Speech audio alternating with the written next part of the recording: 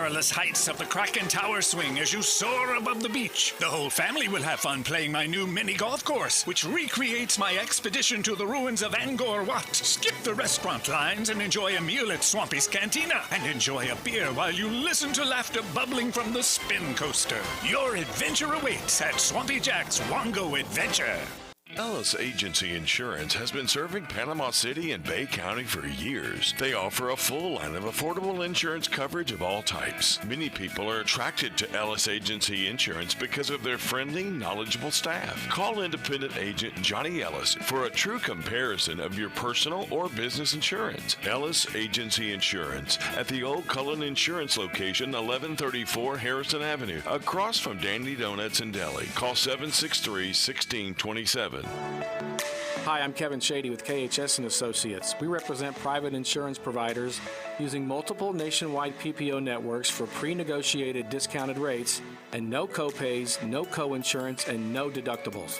If you're interested in a quote, give us a call or text 502-386-1128 and provide us your zip code and the ages and gender of those to include. Call or text us at 502-386-1128. That's 502-386-1128. WGSX Lynn Haven, WTOT, W271VM Mariana. Powered by Pepsi.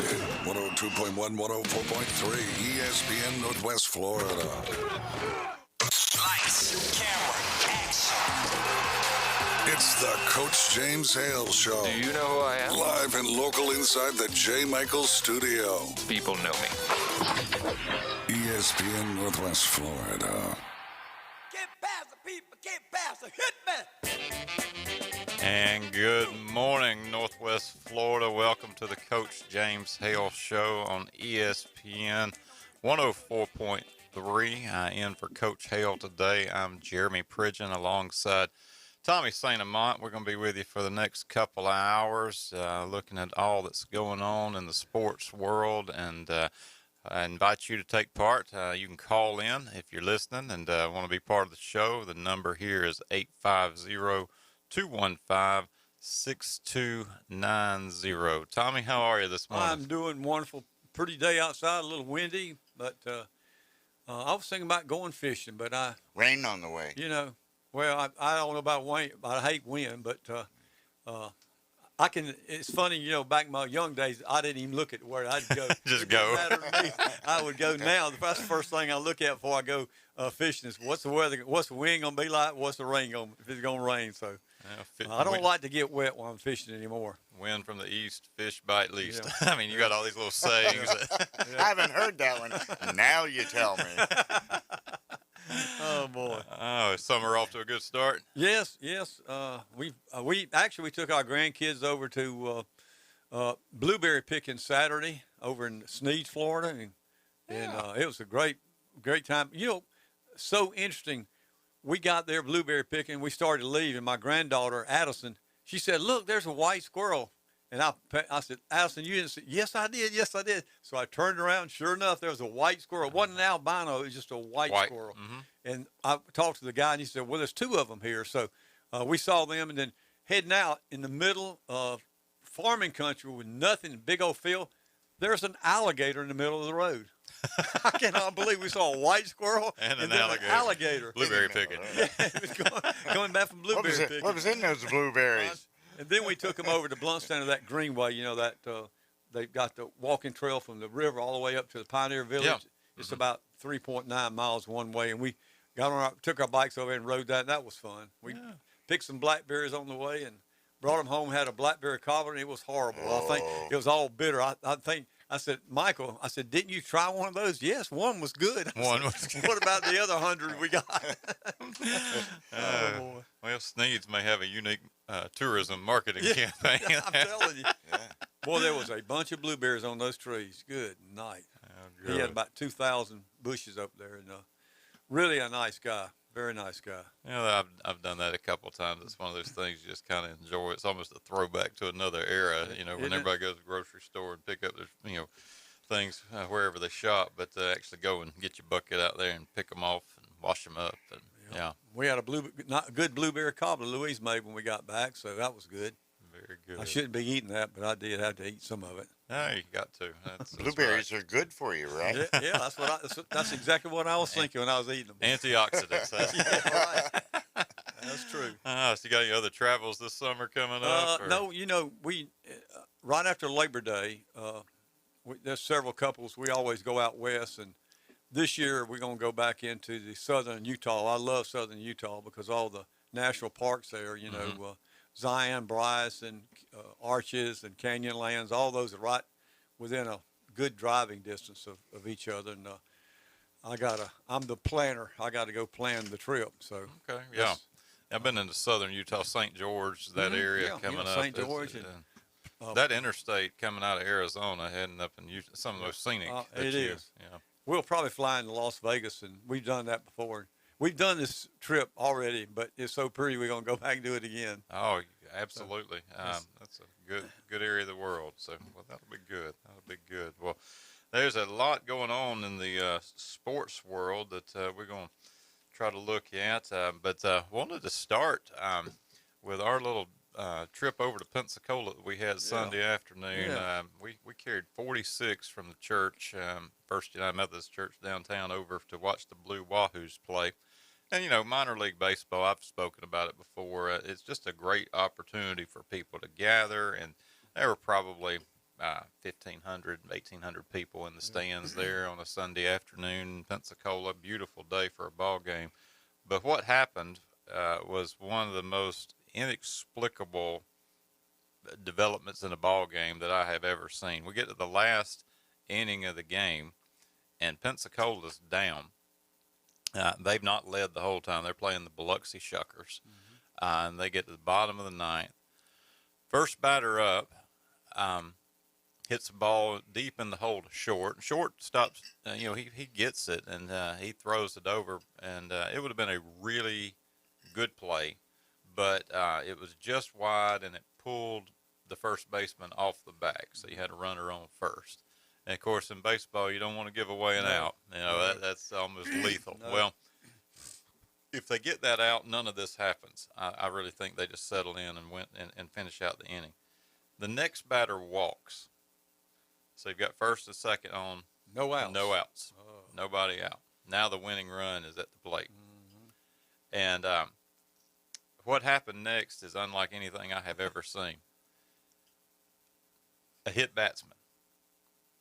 So we now got bases loaded. A second hit batsman to force in a run. That sounds like FSU. Pitching.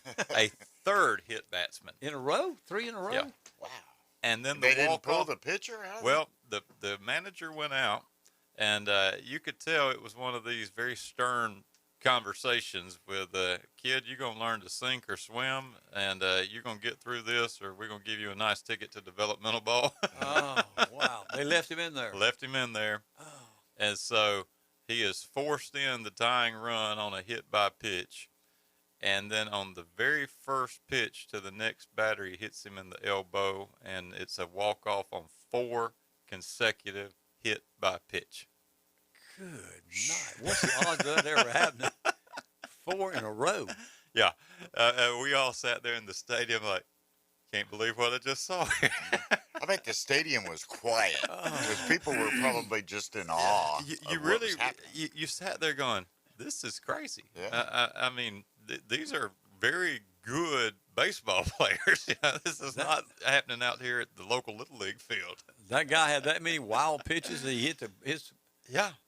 He just. They wasn't on consecutive pitches, were they? They wasn't consecutive pitches. Okay. He went 2-2 on every one of them. Okay. And then on the last one, it was first pitch right in the elbow, and it was just bizarre. You can go see it on their Facebook page and see how the guy called it. It's one of the best radio calls. He kind of goes through. He's like E6. Base on balls, hit by pitch, hit by pitch, hit by pitch. I wonder if that's ever happened. I can't think of it. What's the consecutive? You'll occasionally get a balk to end the game or a hit by, but 4 consecutive hit by pitch to end the game, and that was the first time they led the whole day. They had not had the lead until the last pitch of the game, which was walking it off. I wonder, was the Biloxi team one of the better teams? Or Biloxi, pretty good ball team. No, Pensacola had them in the series. Pensacola walked it off I think they won 4 out of 5 in the series there before they all hit the road. But, you know, it's a beautiful game. It is a weird game. It's a silly game. You never know. You just don't know. And yeah, I had our girls, you know, with us there, and you know, they're learning about sports and different, you know, ways that the game's played. And I said, well, one of the things that sets baseball apart is there's no clock. Yeah. You know, that game is not over until you have that last out and that last inning. That's true. And you know, any other sport, they pretty much tell you what the odds are of a team holding on to win just because the time is going to run out. Yeah, that's right. Not baseball. And I mean, we saw stories like LSU and Kennesaw State. LSU hung a 10 spot on Kennesaw State in the regionals to advance to play Southern Miss. We'll talk more about that later. But, you know, in any other sport, a team down that far, this thing's in the books. But as long as you can keep slugging and getting people on base, you got a shot. Well, that brings to mind a question. I mean, they have been talking about Major League Baseball being such a slow, drawn-out sport that it's losing its viewership on television. Because it's so long and drawn out and there is no clock. Do you think maybe that's going to change? I do think we're in a place where you know, there's a real lack of desire to watch something over 3.5 hours. I mean, we were 3 hours in the ball game, and they have added, you know, the pitch clock, you know, 18 seconds between, 30 seconds between batters, you know, those things to try to improve pace of play, and it did move along. But I agree, it's such a different game, and the culture is shifting, you know, so quickly. And you know, we'll talk about the Women's College World Series as well, but you know, the pace of play even for the fast pitch softball, because the girls don't lead off the base. Right. You're just immediately pitching and catching, pitching and catching. That's right. I mean, you could have 3 straight throws to first base that are doing nothing other than just keeping the guy close. Yeah. And it's part of the game, because if he can steal that base, it adds an advantage.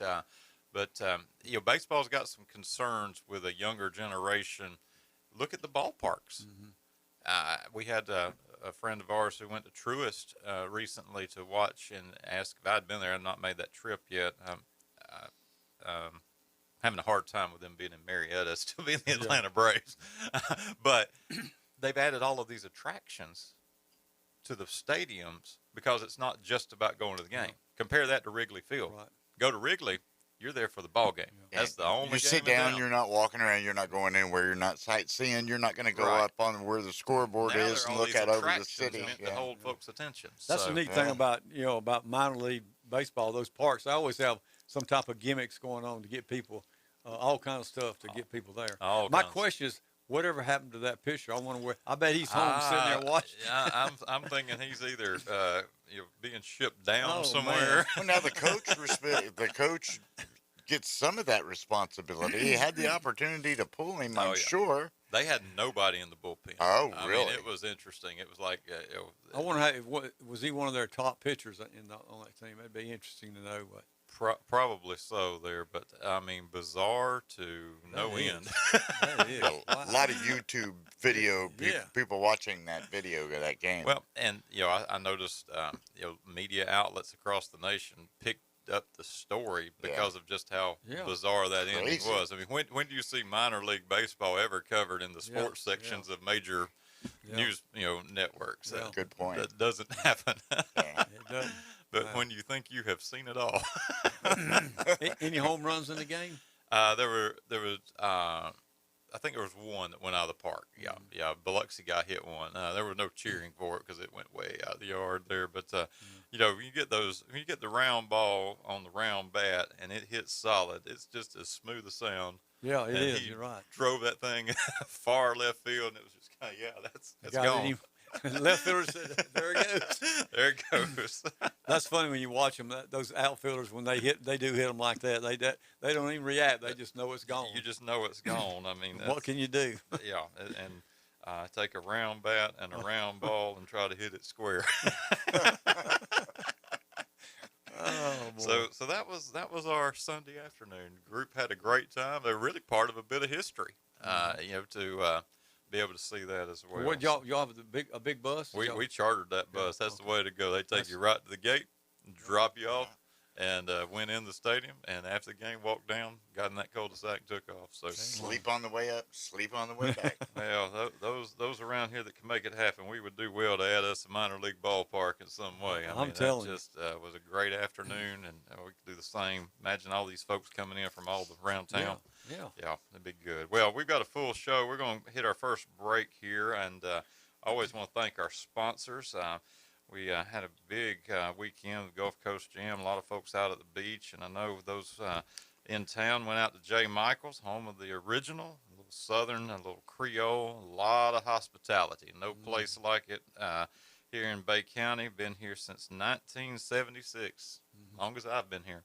Yeah.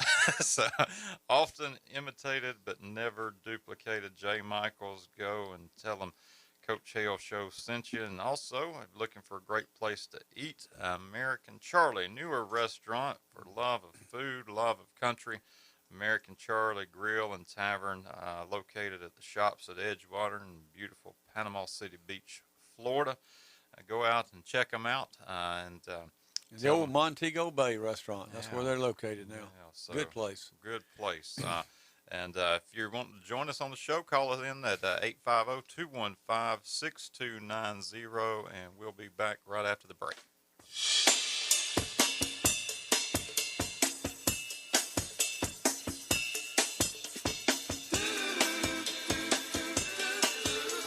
104.3 ESPN Northwest Florida is the Panhandle's destination for the Atlanta Braves. Got him swinging strike three. Ozzie Albies, Austin Riley, Ronald Acuna Jr. and the Braves are back. Unbelievable. And hungry for more. Listen to the world champion Atlanta Braves on a world champion radio station.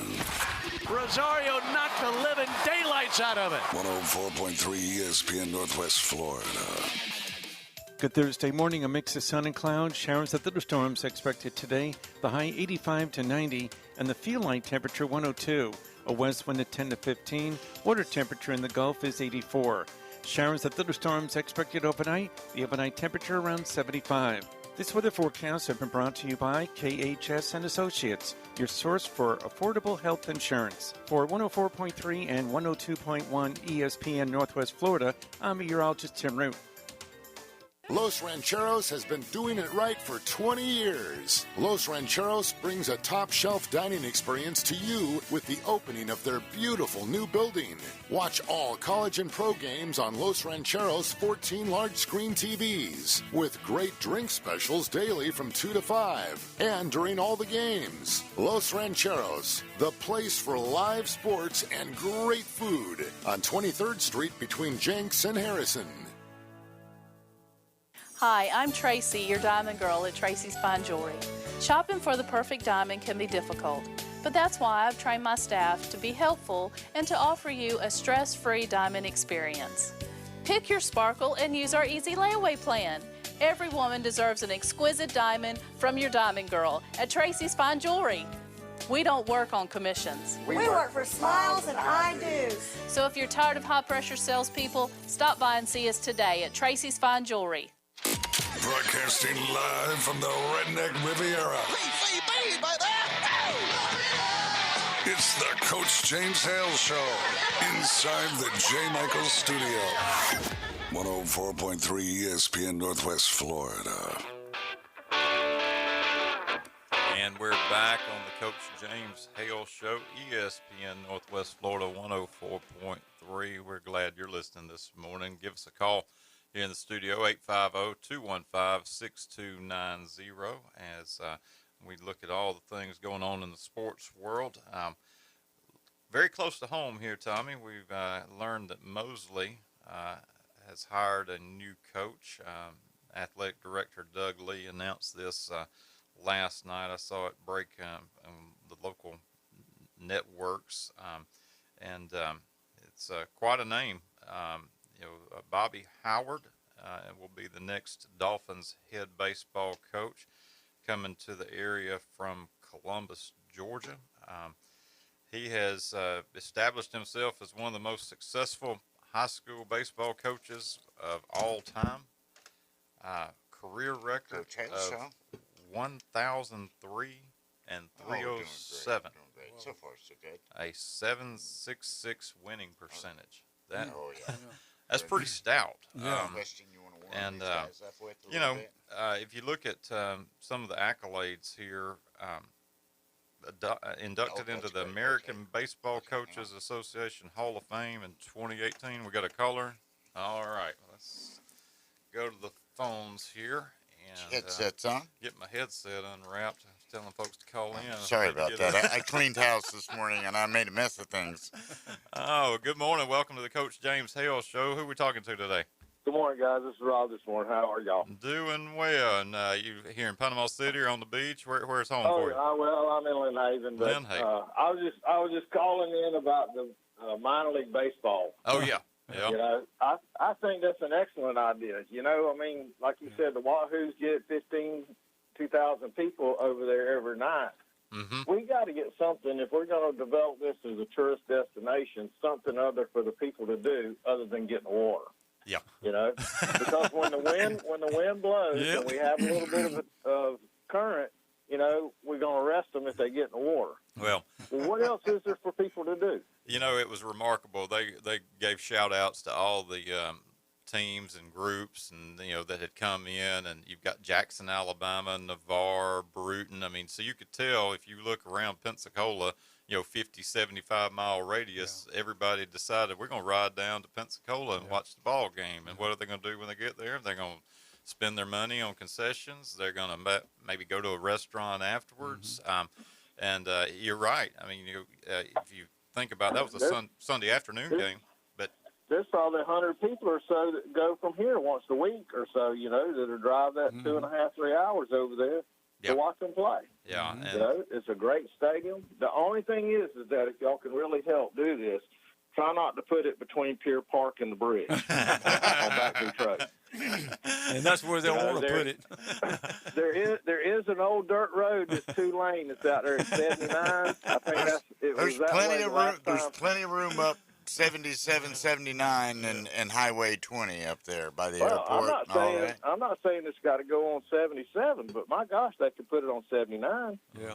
You know. Well, that new ballpark would be excellent up there, about 2 miles south of West Bay.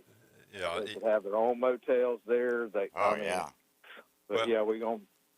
they're gonna have to start building things on top of each other.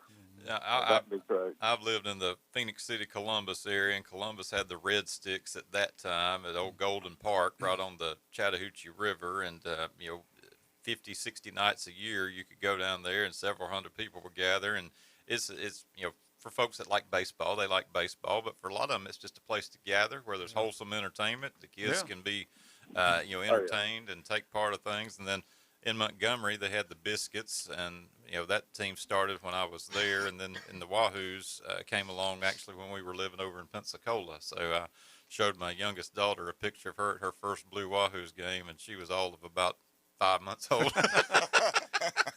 Drug her down there. Yeah, you took her down there. Huh? That's right. So yeah, and you know, you think, to your point, to have a place 7 o'clock in the evenings when you know, sun's setting, the day's done, and you clean up and you want to go, you know, watch a ball game. What great opportunity. So maybe something like that could happen for us, because I think it would great idea. No doubt. I mean, we have all these softball teams coming here to play. The baseball teams are coming here to play and stuff. But when they're not playing, you know, if they play 2 games in the morning, those kids got to have something to do. And I don't think that they want to go roam around, you know, Pier Park, which there are a few things out there for them to do. I got that. But, okay, they're here for a week.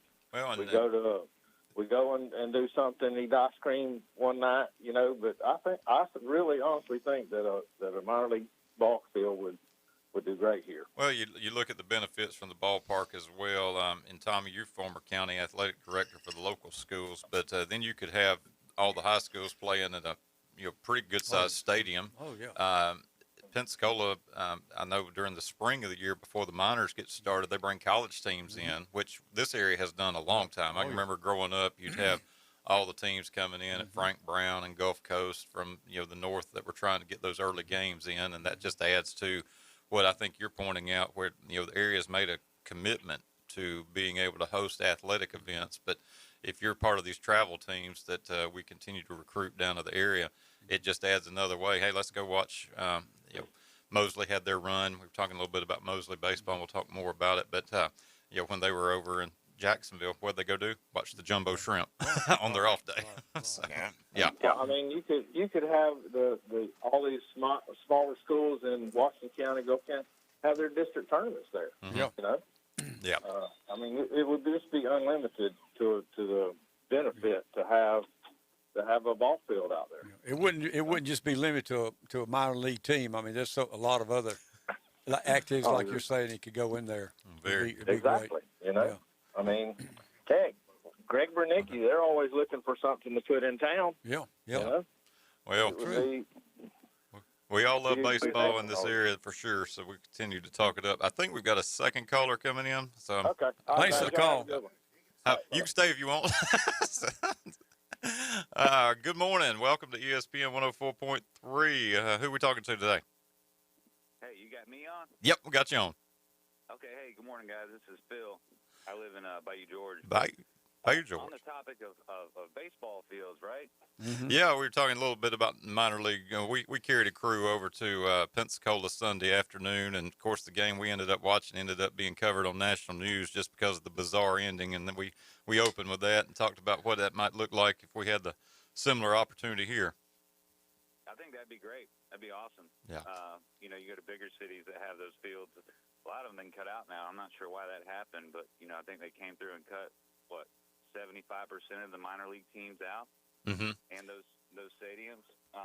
But what got me wanting to call was, we do need some work at our baseball fields. If you look at the beach and in town, it looks like you're going from California to Mississippi. The in-town fields are 50 years behind what the beach is. And I understand tourism and bringing travel teams in and this and that, but our local teams need those fields too. There's still not the first batting cage in Callaway since Hurricane Michael. Not one. They've made improvements and whatnot. You got one batting cage at the Southport complex. And I just wish our commissioners would get on board with wanting to bring back what our locals use every day.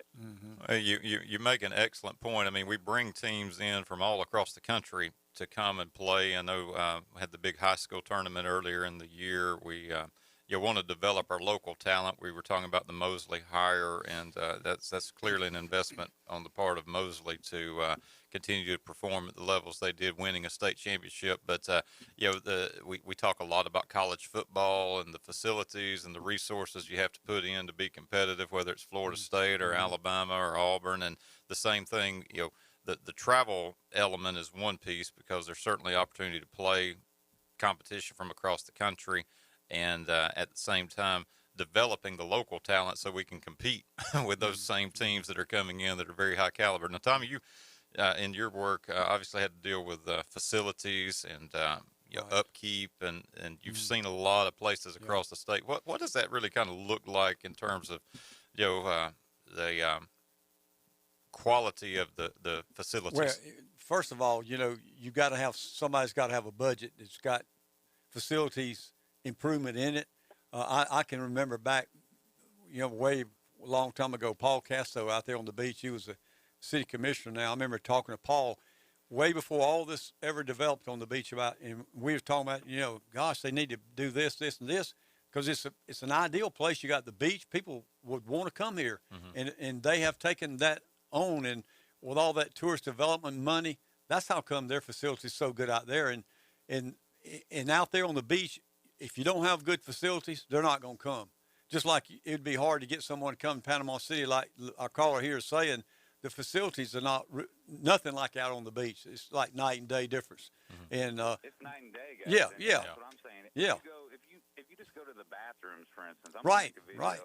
I've been busy with work, but eventually I'm gonna make a video where I go out there and I film what the park looks like, what the bathrooms look like, and then you go to Oakland Terrace Field. Right. Right? Well, the men's bathroom, number one, it's always locked, men's and women's, so we end up peeing around the side of the corner there waiting for somebody to get in trouble for that. But, that's what we have to do. Yeah. And you get into the bathroom when it is unlocked, there's one faucet in there with one handle on it, I mean, the other faucet's missing. It just looks like you're going into an abandoned, broke-down building, and I do not understand why our city won't do anything And about people it. may joke about restrooms and stuff like that, but if you've ever owned a restaurant, that's the number one thing that will bring your customers back is that you have a clean restroom, because it just reflects on everything else in your business. People think that's a silly thing, that restrooms are so important, but you've made a very good point. Absolutely. Well, I know, work. We just need help, guys. I know you guys are the dudes. I listen to you every morning. Coach Hale, I love you. Bless you. He's not even there right now. No. He's on vacation. But yeah, I mean, help us out, guys, because we would love our parks just to be half the shape of the beach. And I understand what the beach is and what it does, but Panama City is part of Panama City Beach. When bad stuff happens, we're a county. We come together, right? And then when things are fine, everything's back to I'm this, I'm that. Well, no, I'm over this and I'm over that. Let's stop, pushing who's in charge of what, and let's take care of our people. When I was 12 years old, I played R.L. Turner, the best little league of all time. I had no idea how lucky I was to be where I was. Batting cages, good coaches. They had an announcer for our games. Right. And I'm not looking for an announcer, but I am looking for a little bit more for our youth. There's no reason why I should have had more amenities at 12 that my 10-year-old has now. You with me? Yep. Right. Yep. Well, we appreciate you calling. We're coming up against the break here, but we certainly appreciate those calling in and kind of speaking into what this could do for the area and for the opportunities for our young people. As we head to the break, we want to continue to thank our sponsors for helping us to be able to be with you and share on some of these things, and particularly South Oak Title and Closing. Many folks move into the area, and if you're looking to handle real estate needs, we encourage you to go see the folks at South Oak Title and Closing. Chuck Tucker can handle all of your needs. Just give them a call, and they will make the process smooth and seamless. And any of us who've dealt with real estate know that you just want things to go well. They will make that happen for you. South Oak Title and Closing. And I also want to thank Dr. Chad Mitchell. We were mentioning Coach Howard coming from Columbus, but Chad Mitchell is Columbus, Georgia native as well, and he has been in the area, Southern Orthopedic, and he can help with any orthopedic needs that you have. Just give him a call. He will see patients here in Panama City. We'll be back after the break, and you are listening to Coach James Hale Show 104.3.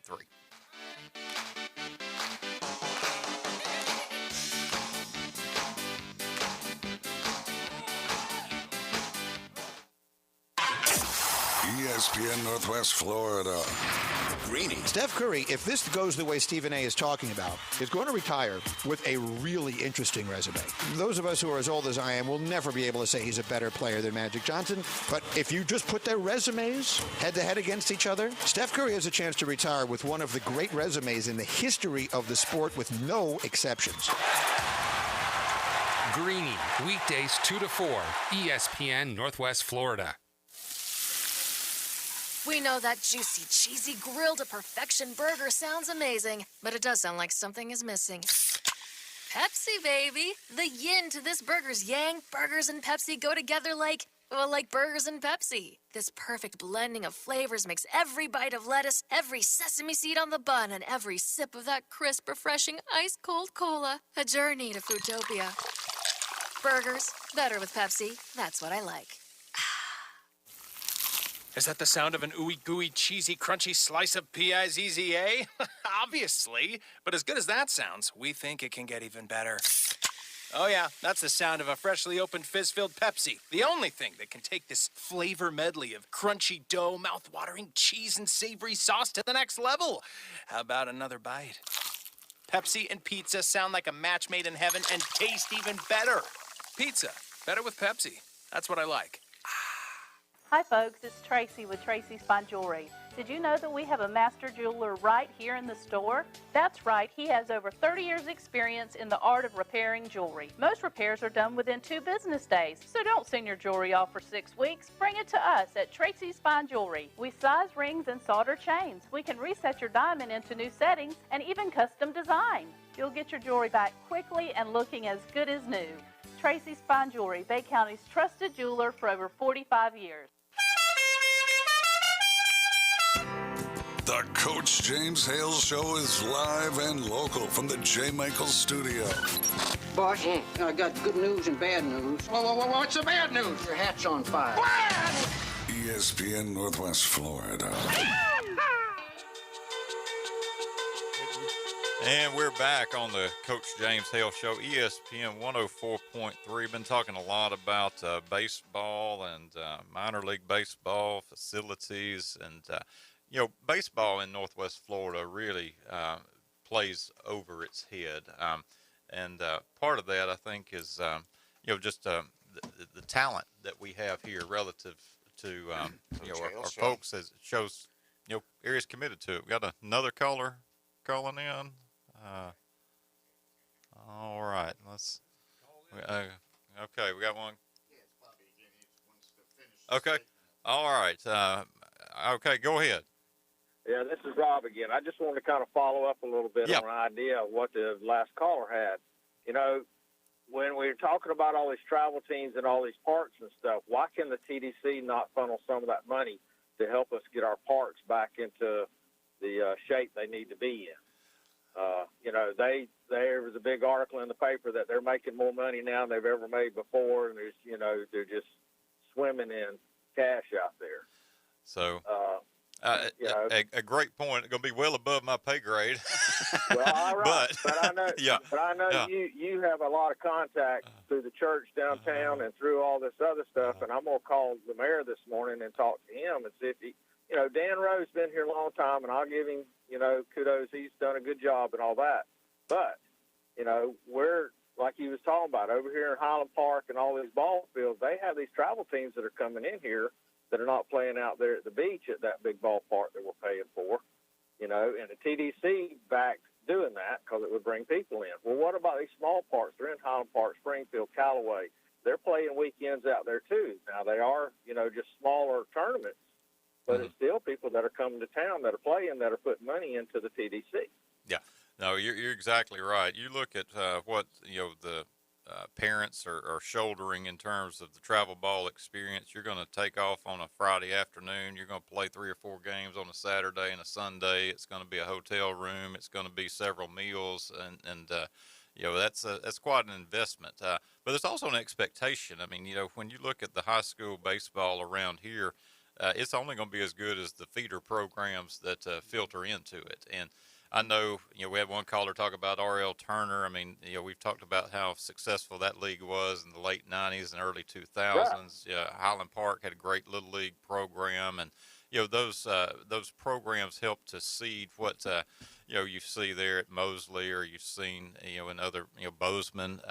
We've got very high caliber programs competing statewide, which is pretty remarkable because there's just tremendous baseball played across the state of Florida. And I'll tell you, I worked for the school board for many years, and the thing that when you look at Panama City, you got the city, you got the county, you got someone has a budget to take care of those, and I don't know who it is, but leisure services used to be a department there. I used to work with them when I worked with the school board, but someone has got a budget to take care of those fields, and I will tell you, if you don't fight for what you want to put a plan to show them what you want to get done, if you don't fight for that money, you're not going to get it, and that's what it takes. It takes someone out there that really wants to make those facilities look first class, just like they've done out on Panama City Beach. Of course, they have the Tourist Development Council money. They have all that money out there. There's no reason why someone here can't make an effort to improve those, because like you say, if you were to go out there and video all those places and show that to somebody on the city commissioner or the county commissioners, they would probably be appalled at what's out there. I mean, somebody needs to take the effort to do it. Well, right, and it's going to take more than just me making one or two Correct. phone calls. Yeah. It's Correct. going to take, but he's just like R.L. Turner over there. It's pathetic what that park looks like now. To what it was. It's got homeless people living in it. They other aspects and drugs and everything else that's going on. Because I know somebody lives over there by it. And he has to run people off all the time. But there again, they're talking about the Tourist Development Council. They're taking money from all the motels in the county, Mexico Beach, everywhere, and we're in the county and other places. They're building boat ramps all over the county. They're doing other stuff, but they're not doing stuff for the kids, and we're expecting the kids to stay out of trouble to find something to do, but yet they got no parks to go play at. So that's my thing. Yep. It is what it is.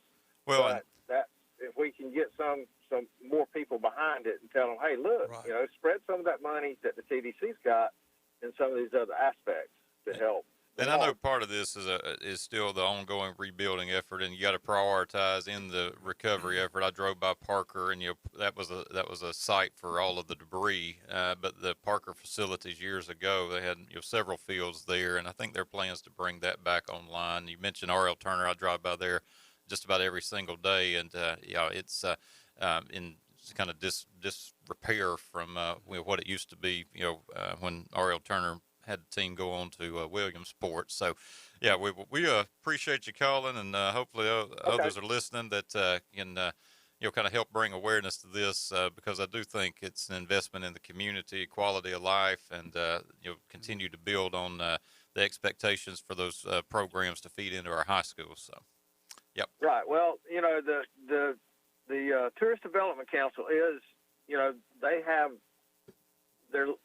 they have budgets that they can fund parks and do stuff for tourist development, where Parker and some of them may not have the money to put into a ball field right now. Yeah, they're fighting to get grants from the state, but the TDC has got the money, and they can say, hey, this is for tourist development because we have outside people that are coming in here to play travel ball. Well, we know there's a tremendous return on investment.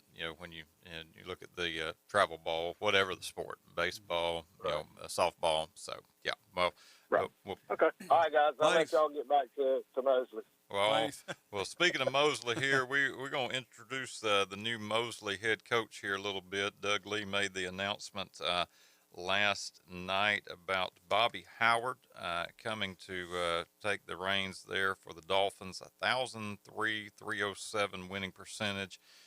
Member of the American Baseball Coaches Association Hall of Fame. You look at this resume, Tommy, and wow, very impressive. 31 seasons at Columbus High School in Columbus, Georgia. 12 state championships there at Columbus, 7 runner-up finishes. So, that's 2/3 of your seasons. You're playing for all of it or winning it all. Well, undoubtedly he knows what he's doing because I don't know how I don't know how in Georgia do they allow recruiting or whatever, but this is a good example. If you lived in the Columbus area and you moved into Columbus and your kid's a great baseball player, who do you want him to go play for? Bobby Howard. That's exactly who you want right. to go. That's and Doug did know Bobby for a number of years, and that was great that Doug could get him here in Mosley to carry on the tradition of great Mosley baseball. So I'm thrilled that we have this caliber of a coach coming in here to take over the Mosley, because John Hudson did a good job there, so we got someone coming in that's going to carry on the tradition there at Mosley. Absolutely. Coach of the Year recognized 3 different times. One time by the American Baseball Association there, USA Today, ESPN have all recognized him nationally. Mentioned a son who played at Gulf Coast State College, so he is familiar with the Panhandle and this area. Does say that he will meet with the team on Monday and kind of hit the ground running here. So big news for high school baseball here locally. So hopefully we can get Bobby to come on the radio station here when James gets back and start developing a relationship with him and see what his plans are for Mosley. Absolutely. And we're coming up against our break here, so want to continue to invite you to reach out to our sponsors. If you are needing to see a dermatologist, go see Dr. John Ward. Of course, it's the height of summer. Wear your sunscreen. It's getting hot out there, and you certainly don't want to have any issues. But if you do, go see Dr. John Ward. He is President Dermatology Specialist of Florida, and if he can help you out if there's anything that you see that doesn't look right, doesn't feel right. But here in the Sunshine State, all need to take precautions to protect ourselves. And when bump into something that you're not sure about, go see him. Also, want to encourage you to go visit Max Fit Sports Nutrition. A lot of folks are out and about. They're exercising and trying to stay in shape. And part of that is good nutrition. So go see Jason Kovaleski at Max Fit Sports Nutrition. And they can give you the things to help you continue to stay at the top of your game. We'll be right back after the break on ESPN 104.3.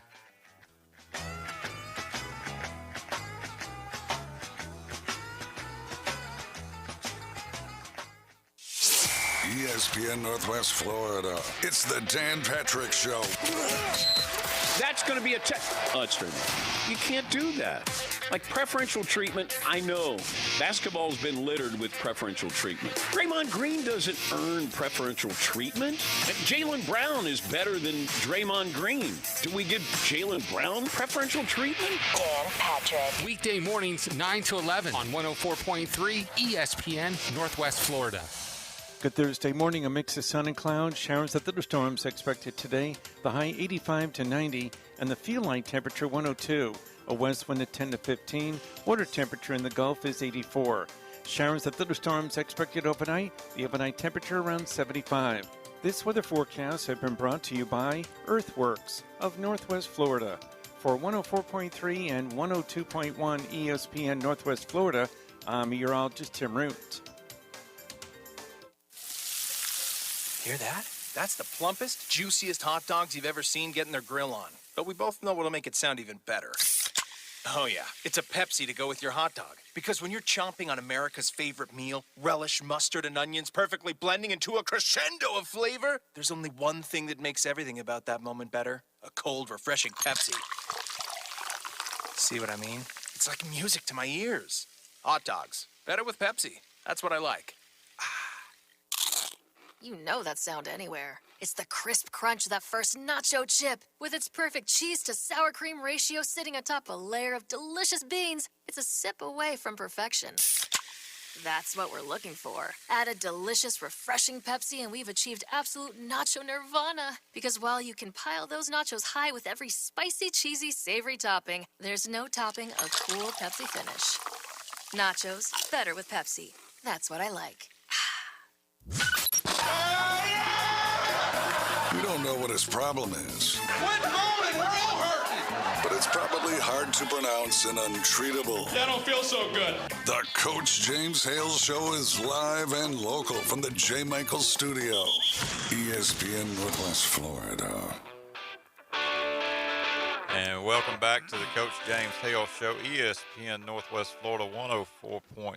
You're listening out there and you want to give us a call, the number here in the studio is 850-215-6290. Been talking a lot about baseball in the first part. I've got the super regionals, minor leagues, locally, Coach Howard being hired out at Mosley. So a lot going on there. And we're going to continue to talk for a few minutes as we move into the FSU update.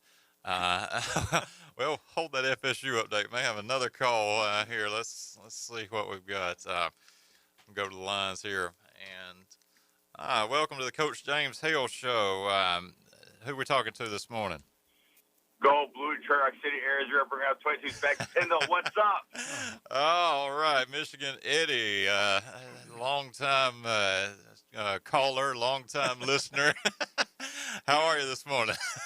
I'm all right, just heading to Eglin, going to work, making the donuts. But I was on my way, just leaving town, and you guys are talking about baseball and all that. Don't mean to get political, but it's a call-driven show when people are starting it. But I think We need some new blood in this county. Oh yeah. And I think some of the new blood might be from transplants that call our Florida Panhandle home now. Well, and we've certainly got a lot of growth going on in the area. I think we've all seen, how athletics has really moved to the forefront with the travel teams. And, I was talking to one of my kids who was out in St. Louis this past weekend. That's something that was never even thought of, when I was growing up. But now it's just kind of commonplace for these kids to go to Atlanta, go to Orlando. We had a young lady telling me she had gone down to the, Wide World of Sports there to play in those facilities. And so as the area is growing and as we see people moving, to the free state of Florida, we're going to see, I think, continued conversations like this. I'm glad you called in, Michigan Eddie. I was curious. Good showing from the Wolverines over the weekend. Didn't necessarily end well, but what were your thoughts on Michigan baseball?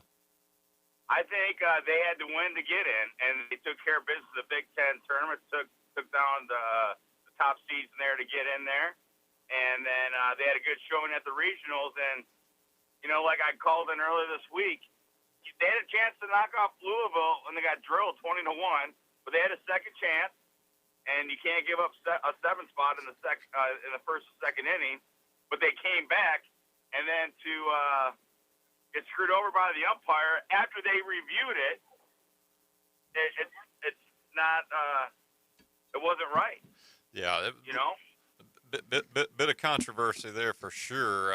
But the northern teams, I think, are at a bit of a disadvantage in baseball simply from a weather standpoint. The southern teams can get a better jump on playing and have more playing dates in and good weather, and I think your Big Ten programs have a challenge to overcome, and to see them, knocking on the door of a super regional, I think it's pretty good for your teams from up north where baseball maybe is not as big a priority. That used to be the case back when I was growing up, but now, speaking for Michigan baseball and like Air Force baseball out in Colorado, they do a lot of the majority of their spring training and all that down in Florida or Arizona, what have you. Yeah. So it's not really the case where the weather is a thing because they're playing a lot of their spring ball and spring training down here in the great state of Florida now. Yeah, they'll play the Mets. They might play the Tigers or what have you. And try to overcome some of that because Ann Arbor in February is not necessarily the most pleasant place to be. Oh no, it's always a pleasant place to be. That's the house country there. But speaking of travel baseball, Little Eddie's got his tournament. We're going up to Dothan this weekend for a ball tournament. So but speaking about baseball again,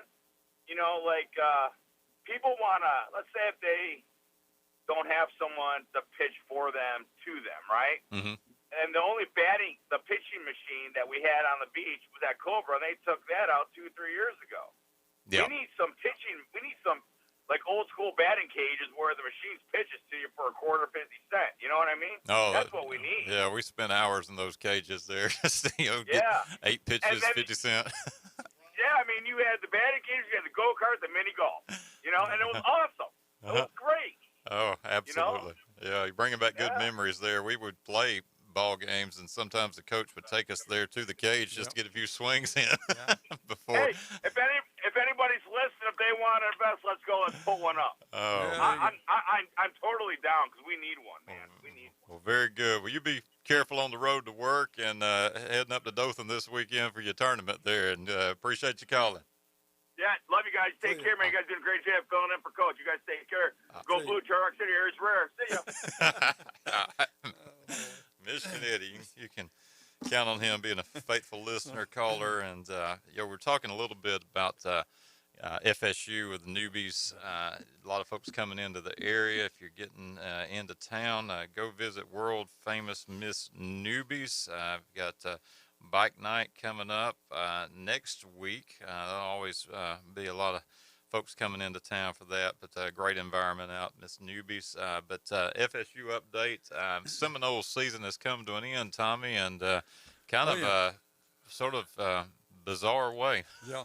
Well, before we get into that, I've got I was watching the NCAA track out in Eugene, Oregon, the the outdoor track, and FSU's got a 110-meter hurdler, Trey Cunningham. He is he's going to hopefully win that. He's already won the indoor with a time of 7.38, and that was the 11th fastest time ever. And it was the second fastest in NCAA history. But Trey is a great 110-meter hurdler. If you've ever tried to do the 110-meter high, we call them the high hurdles, it's a good way to break your foot.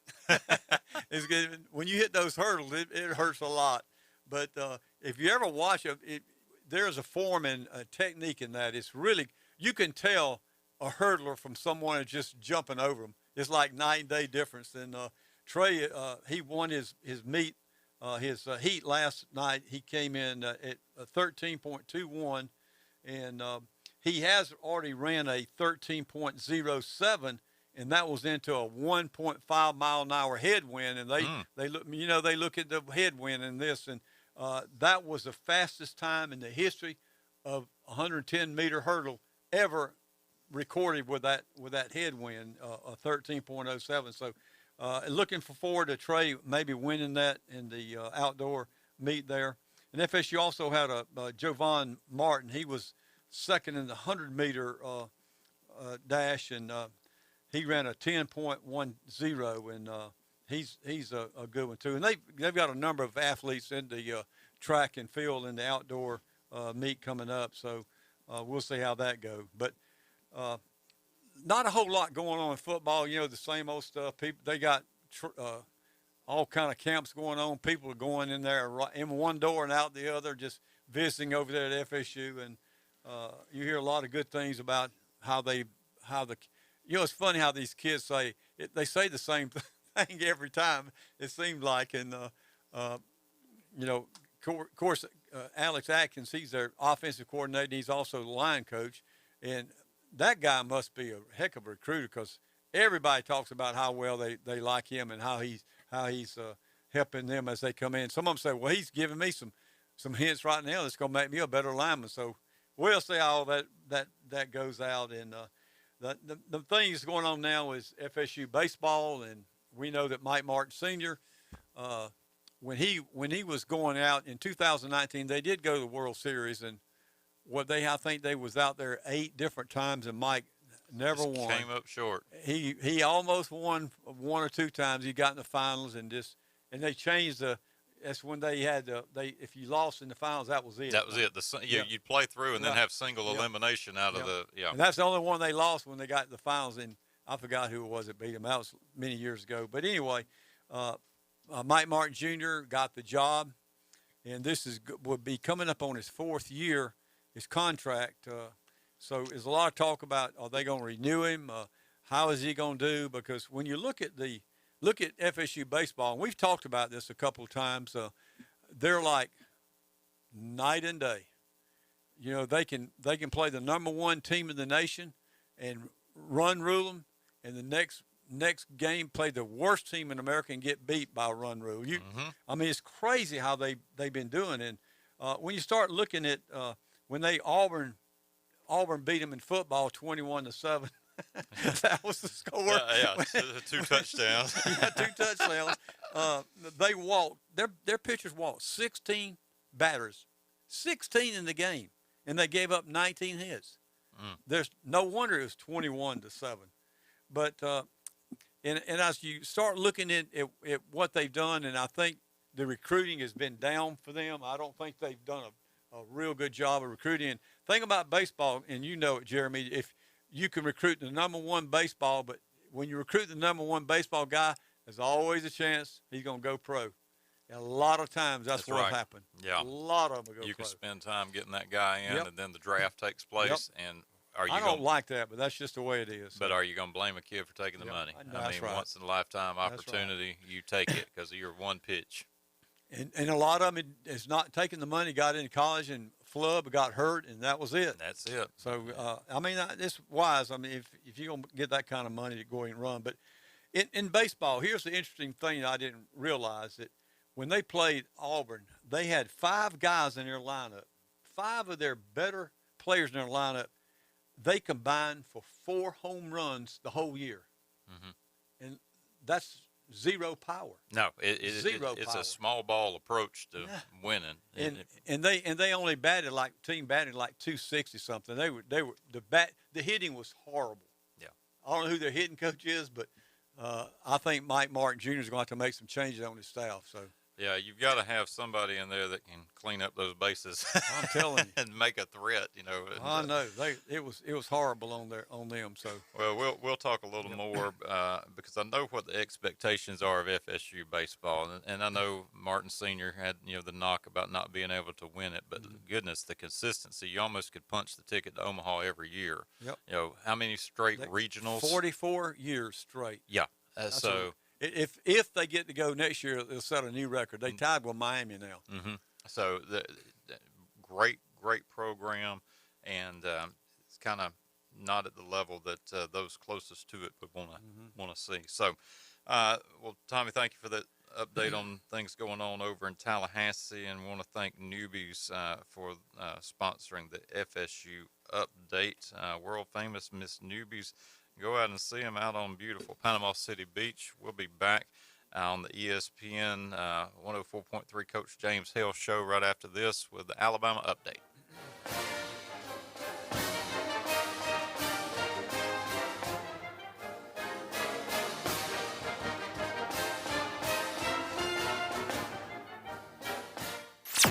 This is your captain speaking.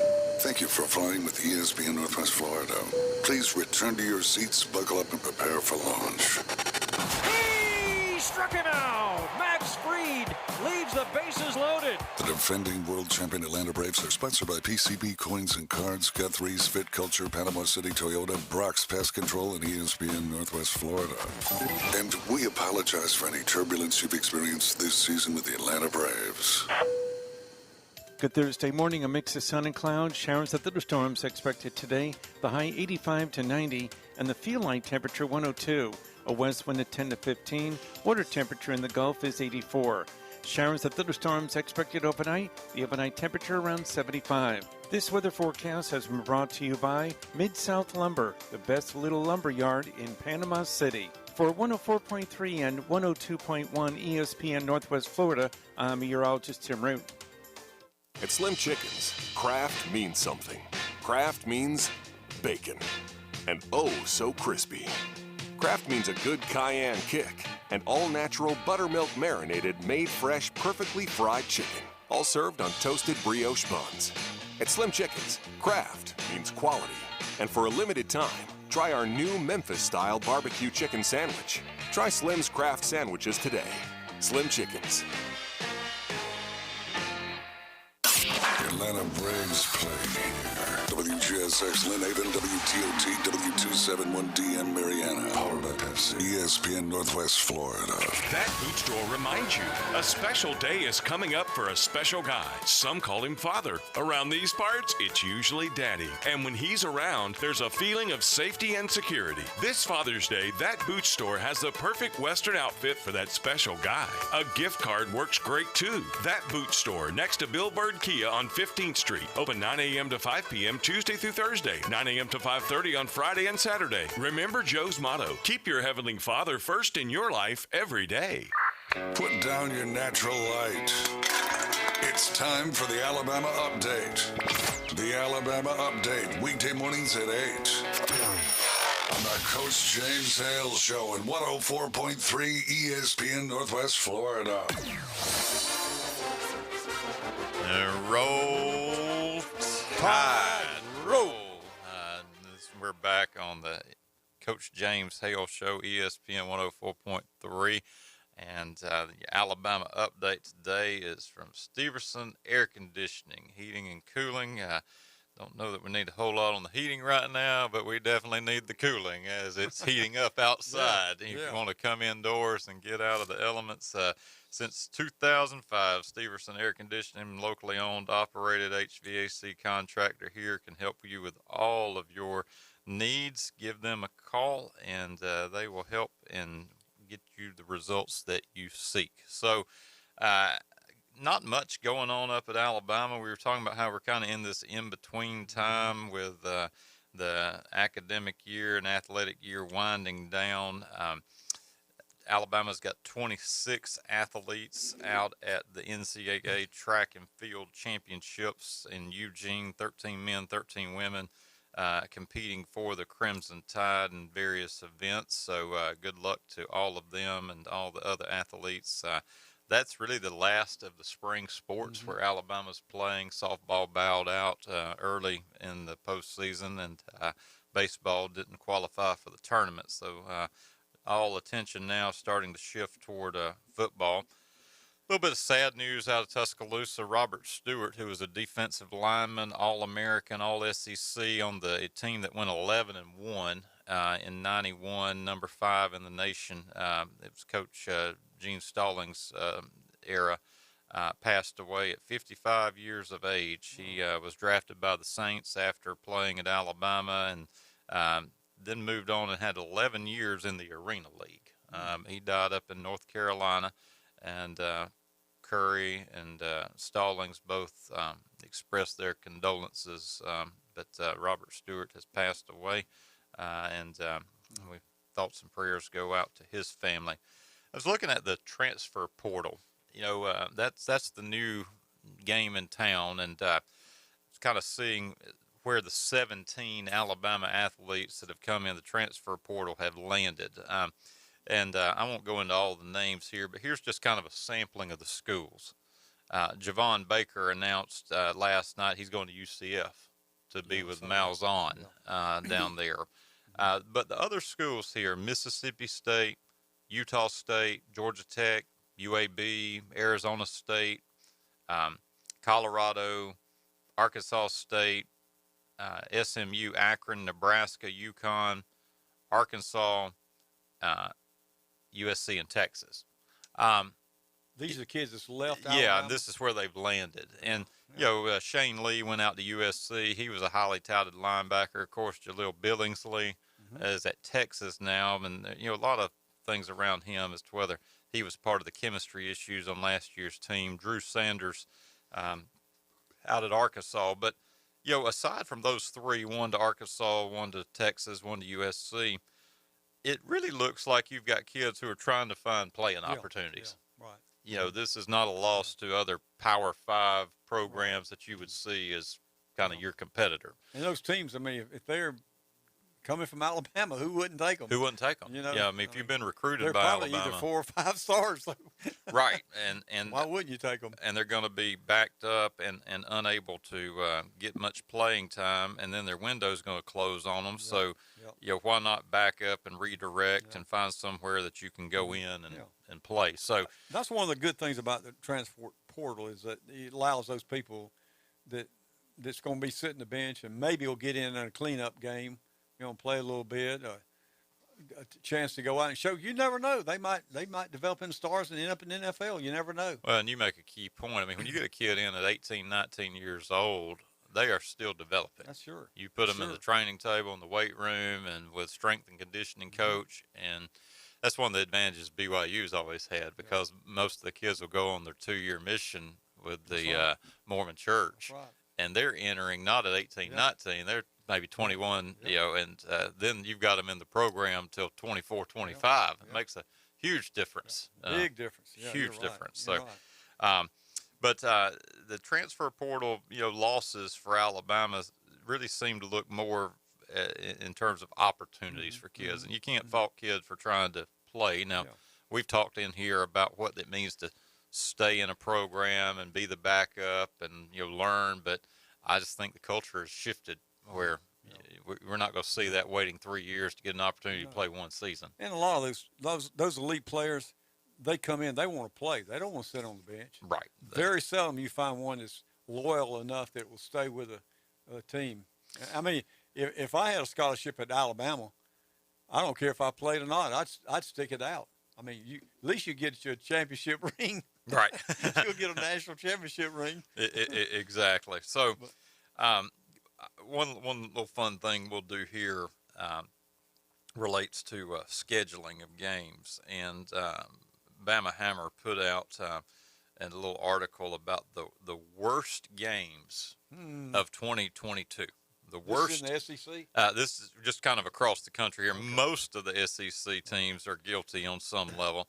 But worst games of 2022. Obviously, Alabama's headliner is Texas, but also on the same schedule, Alabama's playing Austin Peay, the Generals. So listen to some of these. These are games that you can rest assured folks do not want to see. And we know why they exist. They're often an economic subsidy for the smaller programs, a luxury tax on the season ticket holders, but rarely do these games amount to anything other than a glorified scrimmage and a paycheck for the team that's coming in. Wagner will play Rutgers and Syracuse this year. So good for them. Arkansas Pine Bluff at Oklahoma State. Who you got in that one? How many points you gonna give me? LSU playing Southern University. Now I could see maybe historic HBCU, LSU, and I will say Louisiana has done a really good job of keeping that money in state. They have. If you look at LSU, they'll play La Monroe, they'll play La Lafayette. They have consistently stayed in state with those guaranteed games, which makes perfect sense. Sure. Texas A&M always needing their sugar check because they play cupcakes gloriously. They're playing UMass this year. They didn't even win. I think they won one game last year. I think, yeah. I can't remember. But. And they follow that up with Sam Houston State. So they've got two games in a row. Well, they've got two of them on the schedule this year of that caliber. South Carolina is going to host South Carolina State. Missouri is going to host Abilene Christian. Now, which one of those you've named so far is going to be an upset? Yeah. I haven't found a single one that looks like a possibility here. Vanderbilt hosting Elon College. Tennessee's going to play the Zips of Akron. Now, from time to time, Akron's done okay. That's not horrible. Tennessee Martin. Tennessee will play them later in the year. Georgia's going to play Samford. Ole Miss and Central Arkansas. Mississippi State versus Bowling Green. And then Mississippi State versus East Tennessee State. Of course, Auburn opens with Mercer. Kentucky, we got a caller? Okay. All right, Eddie, who you going to add to this list? Hey, so Abilene Christian's going to take out Missouri. Abilene Christian going to take out Missouri. That may be the most plausible one on here. I don't see any others. We've got Kentucky hosting Youngstown State. Stoops is not happening. Missouri State hosting Arkansas. Not happening. Eastern Washington making the long trip down to Gainesville. Not going to happen. So, if you had... That's a possibility. That's a possibility with the new coach. Yeah. All right. That is a possibility. So we're the team of the red turf. Just saying. So we were going to do a little trivia question for everyone out here because this is one of the cupcake games that's on the schedule. And we'll just ask you since we've got you on the line. Where is Dixie State located? Dixie State. Dixie State's one of these teams that's playing. Dixie State is going to play BYU, but where is Dixie State located? No. I want to say it's either Colorado, Missouri, or Kansas. One of those three. You were pretty close with the first guess. So I had never heard of Dixie State either, but they will host or they will play BYU. They are going to become Utah Tech. So if that tells you anything about that ball game. I know BYU's struggling to get opponents as an independent, and they have to fill out their schedule and fill out their home games. But this will be its third season as an FCS program. They just moved up from Division II. And last year, Dixie State won one ball game. Oh. One ball game. Dixie State and UMass ought to play. Oh, I tell you. Well, Dixie State won one game last year over Division II Fort Lewis. So, Fort Lewis, I believe, is in Colorado. Yep. I think you're right there. So My neck of the woods where I was. Yep. All right, so we're gonna put you down for Abilene Christian over Missouri, okay? Yep. I was stationed at Dyess for about 5-6 years, and they were a powerhouse when they were at the old Division II. Then they moved up a little bit, so they're a style program. Don't sleep on them. They got a good athletic program in Abilene. All right. Well, you take it on in. We're going to hit the break here, but we had to serve up some cupcakes to everybody, keep everybody sweet out there this morning. It's the best way to do it is with these FCS games. So, well, this has been your Alabama update, and we're going to go to the break here, but want to thank folks at Steverson Air Conditioning, Heating, and Cooling for bringing the Alabama update each week, and go give them a call for any HVAC needs that you have. They will certainly help you with your situation and get you the results that you seek. We'll be right back after the break on the Coach James Hale Show.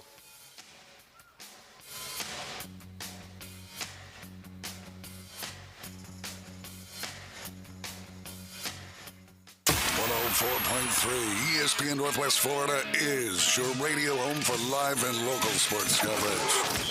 For the most high school and college sports from right here in our local area, it's the Coach James Hale Show, weekday mornings 7 till 9. Then the ride home is alive and kicking with the afternoon underdogs, covering the gamut of sports. Plus, the radio home for the defending world champion Atlanta Braves. Your local sports station is ESPN Northwest Florida. Good Thursday morning, a mix of sun and clouds, showers and thunderstorms expected today. The high 85 to 90 and the feel light temperature 102. A west wind at 10 to 15. Water temperature in the Gulf is 84. Showers and thunderstorms expected overnight. The overnight temperature around 75. This weather forecast has been brought to you by KHS and Associates, your source for affordable health insurance. For 104.3 and 102.1 ESPN Northwest Florida, I'm meteorologist Tim Root. We know that juicy, cheesy, grilled to perfection burger sounds amazing, but it does sound like something is missing. Pepsi, baby! The yin to this burger's yang. Burgers and Pepsi go together like burgers and Pepsi. This perfect blending of flavors makes every bite of lettuce, every sesame seed on the bun, and every sip of that crisp, refreshing, ice-cold cola a journey to Foodtopia. Burgers, better with Pepsi. That's what I like. Is that the sound of an ooey gooey, cheesy, crunchy slice of P-I-Z-Z-A? Obviously, but as good as that sounds, we think it can get even better. Oh yeah, that's the sound of a freshly opened fizz-filled Pepsi. The only thing that can take this flavor medley of crunchy dough, mouth-watering cheese, and savory sauce to the next level. How about another bite? Pepsi and pizza sound like a match made in heaven and taste even better. Pizza, better with Pepsi. That's what I like. Tiger fans, join us weekday mornings at 8:15.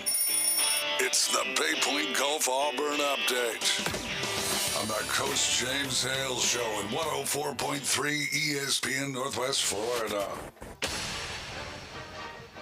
War Eagle, everyone. This is your Auburn Update brought to you by Bay Point Golf. We have had some beautiful days to get out and play some golf, and no better place to do it than right there at beautiful Bay Point on Panama City Beach, and we appreciate them bringing the Auburn Update to us.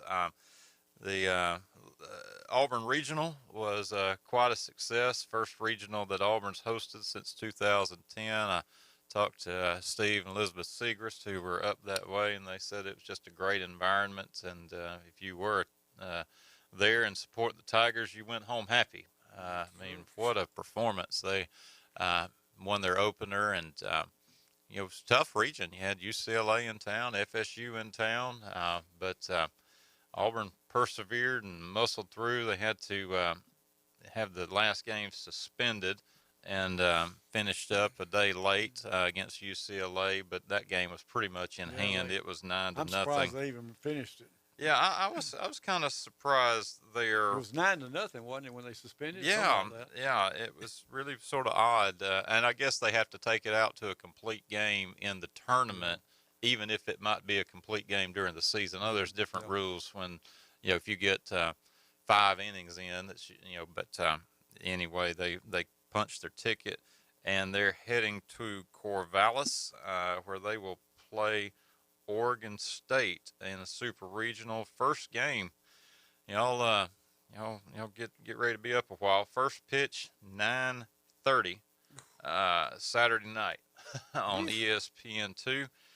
They'll play again at 10 o'clock or 9 o'clock on Sunday night, and then the if game will be on Monday. And of course, they wait to see how many of those they have to determine when they'll play. So, Coach Butch Thompson says the Tigers are not backing down, and they know they're going in to play a really good ball team. He said it's national championship or bust. I was very impressed with Auburn. I mean, I like Auburn, Virginia Tech, and of course Tennessee. But I was impressed with how Auburn hit the ball, and I mean they played a heck of a game. I mean at UCLA, when they had to play them, I knew that wasn't going to be much to that. So.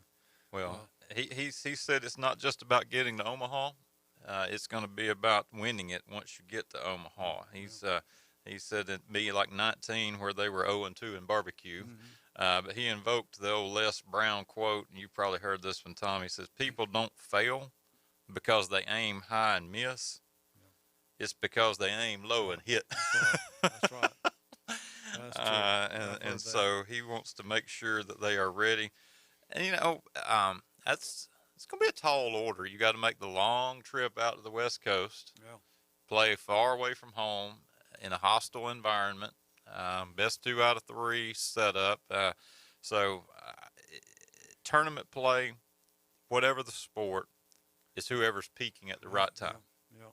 You got to have the breaks. I mean, in baseball, gosh, you just don't know. You really don't know. And I have to say, Oregon State battled to get out of their regional. Yeah, they didn't look that good to me, but I don't know. Had Vanderbilt not dropped game 1 to San Diego, which was a shocker. Yep. I did not see San Diego beating Vanderbilt in game 1. Vanderbilt's not as deep into their pitching. And I really think had Vanderbilt not had to fight out of the loser's bracket, they would have had a little bit more in the tank to get out of Corvallis, and we could have had an all-SEC super regional in Auburn because Vanderbilt would have come down and played at Auburn this weekend. But that first round game in Corvallis kind of changed the dynamic. I know Vanderbilt's disappointed. That program has been solid year in, year out, and they just laid an egg game 1. I was able to catch a few innings, and gosh, they couldn't hit water if they fell out of a boat. What the Vanderbilt and Oregon State, wasn't it 7-6? Is that what it ended up being? Yeah, very close there in that game, game 3, basically, when they had to play back through in the if game. So because of that, Auburn has to get on the plane, long flight out to Corvallis, and late first pitch for the folks all back home. So good luck to the Tigers this weekend as they head into the Super Regional. They are 40-19. Oregon State 47-16. Could be anybody's weekend. So as far as other things going on at Auburn, remember the name Zach Calzada? Oh yeah. Alabama will never forget him. We won't forget that name. No, sir. No. Isn't it amazing when I think about that? That kid was so on.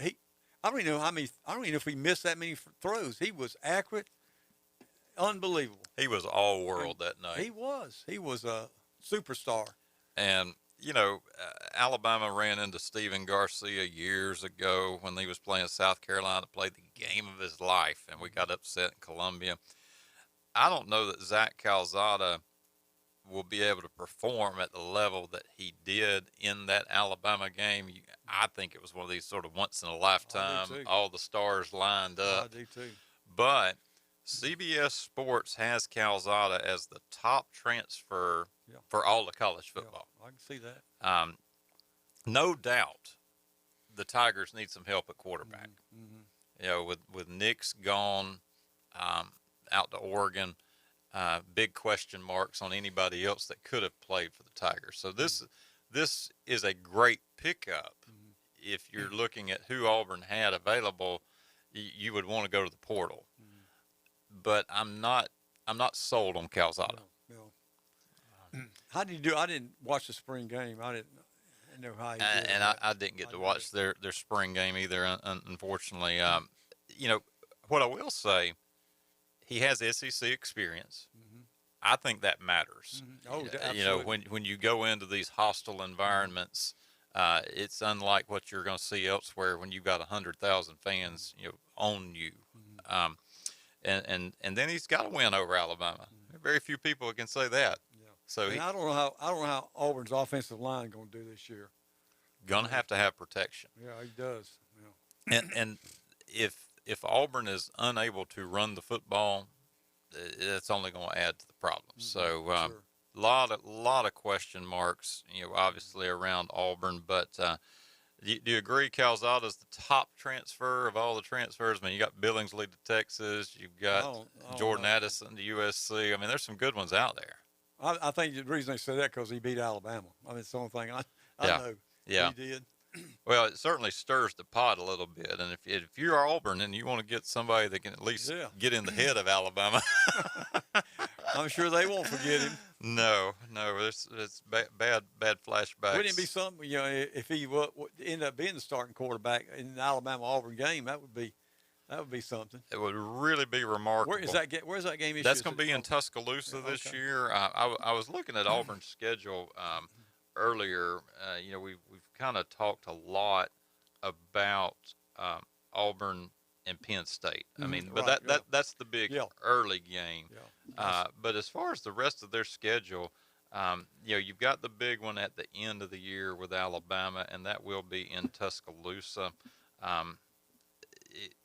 You know, it could be his kind of coming out party, if you will, you know, back against Alabama if Auburn's able to have some success. But the rest of the schedule lines up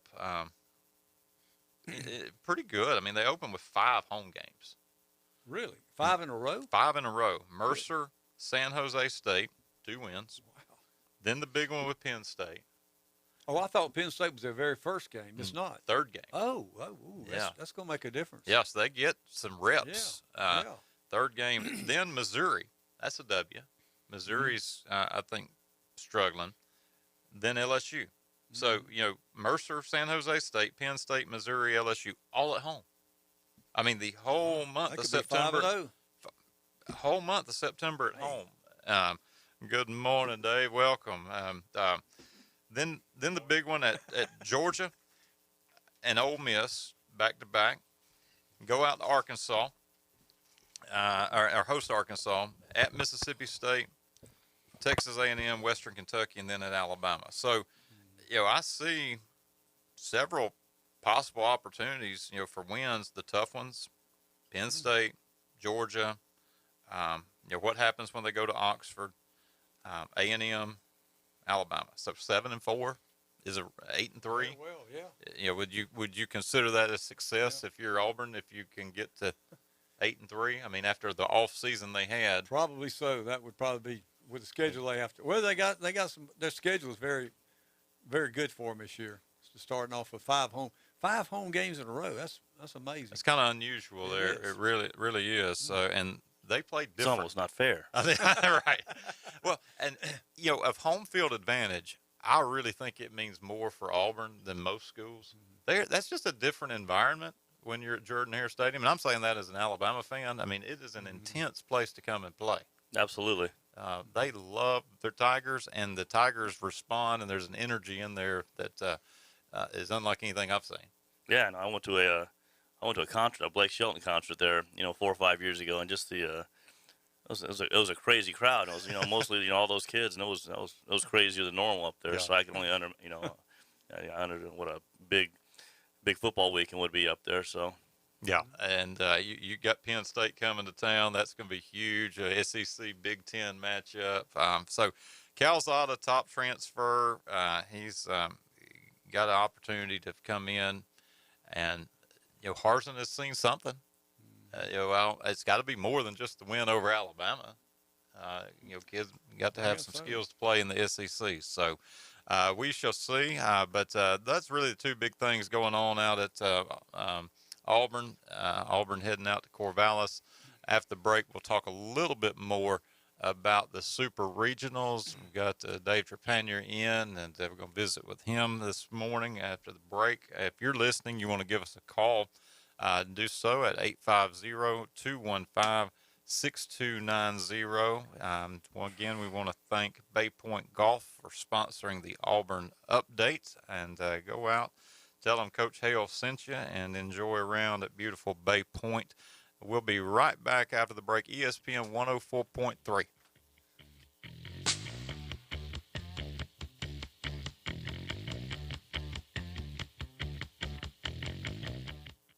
At Slim Chickens, craft means something.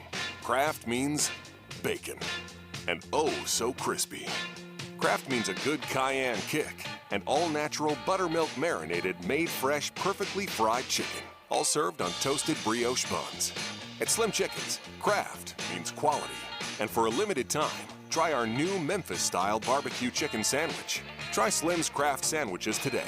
Slim Chickens.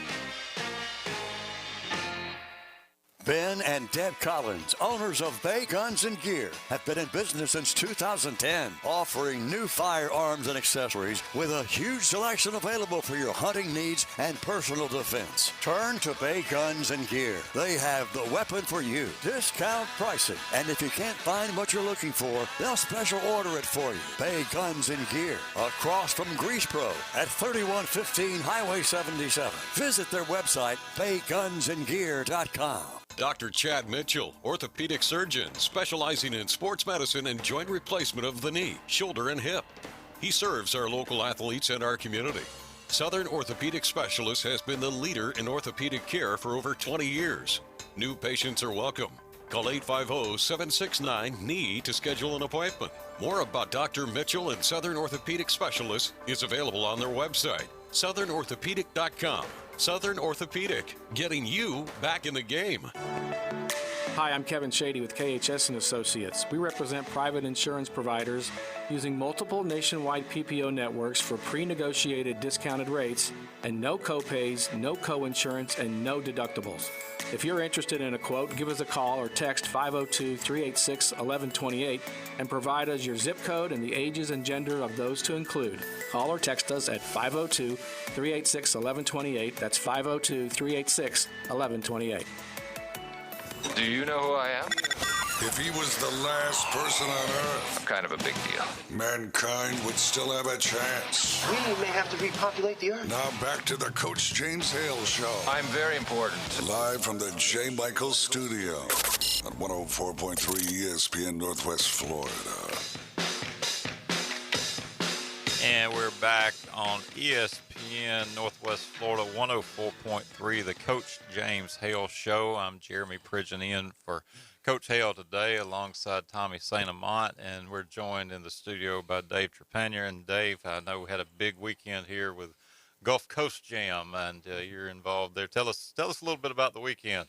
Well, it was obviously a busy, hot weekend. You know, we had a great crowd out there. Like I said, I think everybody really enjoyed it. I think, you know, when all the numbers come in, it might be one of our bigger ones to date. You know, I just love seeing people have a good time. It's a great event for the city. Brings a lot of people from out of town that may have never seen our beaches before. That's kind of our main goal, is to get them to see our beaches, come back, and, you know, not only come back once or twice, but, you know, like I said, we do this in June now. We used to do it on Labor Day, so hopefully there's that opportunity for these folks to come back. Had a special guest show up. Did you all know the governor was going to make an appearance? Well, yeah, we knew, but nobody else knew. Yeah, I mean, and it's every time he shows up, it's always good. He's been here the last couple of years. He's a big country music fan. Obviously, you know, our fan base and our crowd base is. And I'm not one to get into politics because, you know, everybody buys tickets, Republicans, Democrats, just like they buy dinner at my restaurants, you know. So, but obviously, you know, in the area we're in, he's very, very much loved. mean, I think he's done a great job as governor for us. Sure. So it was always fun. Well, nice. Yeah. But just adds another layer of logistics for us too. I mean, it's not like just bringing in somebody else. It makes it, And also Charles Kelly from Lady Antebellum showed up as well too. We didn't know he was going to come, but he showed up Thursday night with Brett Young. So that was neat too. Very cool. Very, very good. So I know there's a little bit of weather issue that we were talking about off air. What's kind of the behind the scenes on that in terms of making those decisions with evacuating people? And I know public safety and keeping folks safe is a priority, but I think back to another day in time, we in the Iron Bowl lore, Tommy, there's folks talking about how the tornado was going by Legion Field, as the game was going on. Nobody left. Nobody left, and the game's being played. But now, you go to a football game or you go to a place where there's a large crowd, and they've got these rules where if the Lightning is within so many miles of the stadium, there's an automatic 30-minute suspension. I mean, things have changed so much where just 30, 40 years ago, you just play on whatever the conditions are, and now we've seen the pendulum swing, obviously, in a better direction. But what goes into those pieces, when you have to make that kind of decision to move that many people, that quickly? It's our worst case scenario. Obviously, trying to get people. I mean, obviously, safety is our first priority, and it is. You hit the nail on the head. It's lightning. And if lightning gets, I think it's within 7-10 miles. We have our meteorologist there. He's there. Everybody kind of convenes once we know it's going close. In this day and age, everybody's got a weather app on their phone, so everybody's staring at their phone, watching. When it's going to go away. And for a minute, we thought it's breaking up. It's going to go north, and then it just started, and it popped up really quick. You all know how storms can blow up real quick here in the south. So, but once you make that call, the challenge for us is,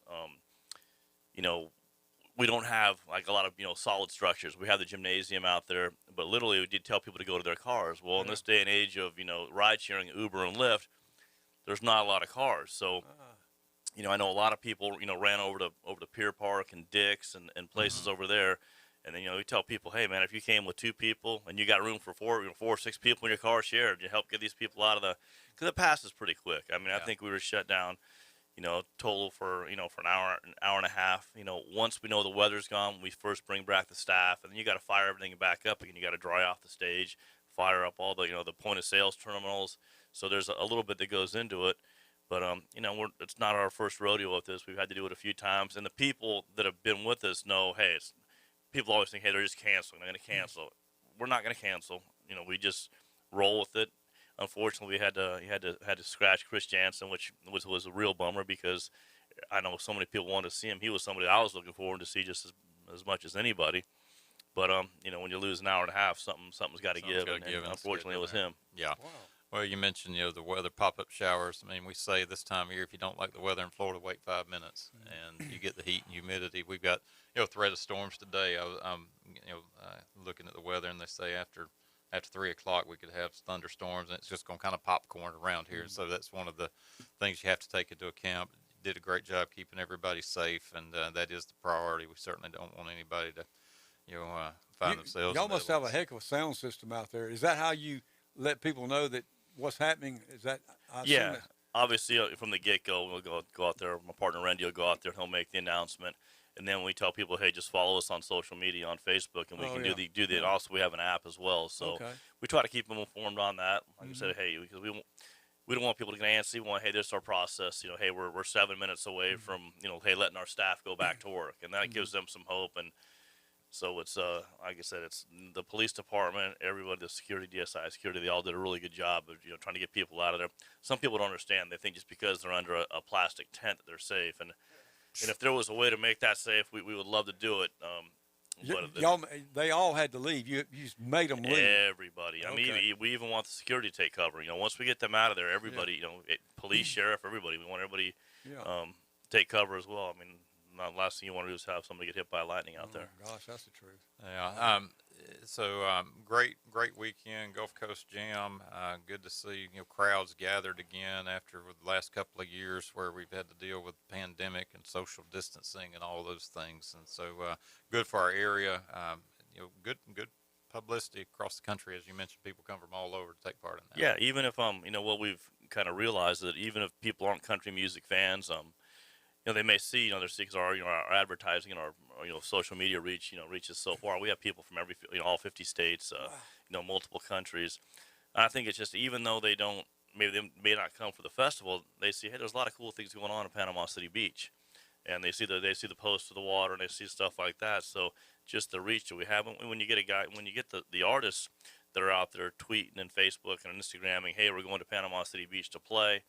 Their reach is millions and millions of people. That's not. How many of them have bought houses and built restaurants here? Absolutely. Because they came here and played a game. Exactly, and that's what Brian Kelly from Florida Georgia Line flat out said. He goes, I want to do this every year. He says he loves it. I live right down the road. I mean, so so that's neat when they're trying to get invested in in the festival and in the community as well. What's the process in getting who is going to be there at the show? Y'all deal with agents, or how do y'all do that? Yeah, Randy, he deals directly with the agents and the managers, basically. And then you just got to write a huge check. That's at the bottom line. It's unfortunately, like everything else, just like sports, it comes down to money. And these guys, they don't play for free. They're not cheap, and that's why tickets are where they are. People say, "Oh, God, your beers are so expensive." Well, hey, a $9 beer, go to any Atlanta Braves game, Atlanta Falcon game, those beers are $14. We feel that our pricing for what you get for 4 nights of great talent isn't out of line, and our ticket prices is far cheaper than most festival ticket prices as well. People are going to complain about that. Exactly. No matter what kind of venue or event that you're having, they're going to complain, especially these days. They just don't know what goes into it, the expense. So. Are y'all already planning for next year? We already have our lineup for next year. Really? Our headliner's set anyways, and we announced Morgan Wallen's going to be our Sunday night headliner, and that's he's been the most popular. He's probably the most popular guy, ticket sales wise and music in general right now. He went on sale for his 2022 tour, and everything's sold out within an hour and a half. So we were excited to get him, and he's that's my daughter's hands down. She wants to be Miss Wallen, and she's 13 years old. This is her first. So I've we've made her day and her year, so she's really excited about it. You never know who's going to come up the charts. Well, and you're hitting on a key point here. It kind of almost parallels recruiting. I was in Montgomery years ago, and the local group there had booked Toby Keith and had gotten Toby Keith at a ridiculously low price contractually. Just before Toby hit it big. Yeah. It's just fulfill the rider, and he'll play for free. Yeah. You get that 3-star. Yeah, we had that. We had that 5-star. Yeah, we had that with Sam Hunt. I think we paid Sam Hunt $15,000. And by the time he got to the show on Labor Day, his going rate was $500,000. Yeah, nice. So if you scour the talent and kind of see what's out there, you can strike. We had Luke Combs. Luke Combs went on at $345. Paid him out. I think we paid him $15,000. Now he's $1 million artist, the biggest radio guy out there. And we're still trying to make him part of our deal one day. But yeah, it's funny who because after 10 years of doing this now. You get some of these guys, and they end up being the next big thing. So it's do fun most to of them watch. just do one show, or how do y'all do that? It's just one show. Yeah. Okay. 75 minutes for $1 million. It's good work if you can get it, huh? That's not a bad hourly rate, is it? Good night. But they push in on us preachers. We get accused of 1 hour a week. Exactly. Yeah. Do you still you like when you get the rider, you give them to lock them in as soon as they say, okay, I'll do it. You give them X amount of dollars. 30 days before the show, you give them X amount of dollars. When they walk on the stage, you pay them off. Well, they're right? exactly. Well, they're getting paid, but like I said, you have to give them a deposit just to announce. And that that's they're playing. another thing people don't realize. You're putting out money before the event even starts. Typically you give a deposit just to announce them. Then you have to give them another deposit before you go on sale. And after a while, since Randy and we've been doing this for years now. If you're a new promoter, they say we want 50% before you announce and 50% before 30 days out because they don't know who you are. But yeah, it's just the whole process of getting them, and you talk about the rider, you hear about the crazy things. No green M&Ms. We want this and this. Ask you about that. Fortunately, we don't. The country music guys aren't nearly as bad. Typically, they know we have festival catering. Some of them will have some quirky asks, but for the most part. They understand where they're coming. We don't have dressing room on site, so they have to use their buses. We do make little hospitality areas for, we have an artist bar backstage at Shucks Oysters. So we try to do things that'll make them have a good time, feel a little bit more, a little bit more at ease, and have them enjoy it so they come back. Yeah, very good. Well, I think we're getting ready to push into our break here at the 45 mark, and I know it's getting close to the weekend, and you want to look good driving around Panama City and Panama City Beach, and the way you do that is go to Blue Sky Express Car Wash. You can go there and get it all cleaned up and ready for the weekend. Out on Panama City Beach, Blue Sky Express Car Wash should be done. A beautiful weekend here for us. Obviously, we'll have those pop-up showers, but don't let that stop you. Go see those folks and tell them Coach Hale sent you. And as you're making your way around, you're looking for good Mexican food to eat, go check out El Rodeo Tequila Bar and Grill, a new Mexican restaurant out on Thomas Drive, and getting really good reviews from everyone that is going to check them out. And again, tell them Coach Hale sent you. We'll be right back. Tommy St. Amant, Dave Trepanier, Jeremy Pridgeon with you on the Coach James Hale Show, ESPN 104.3.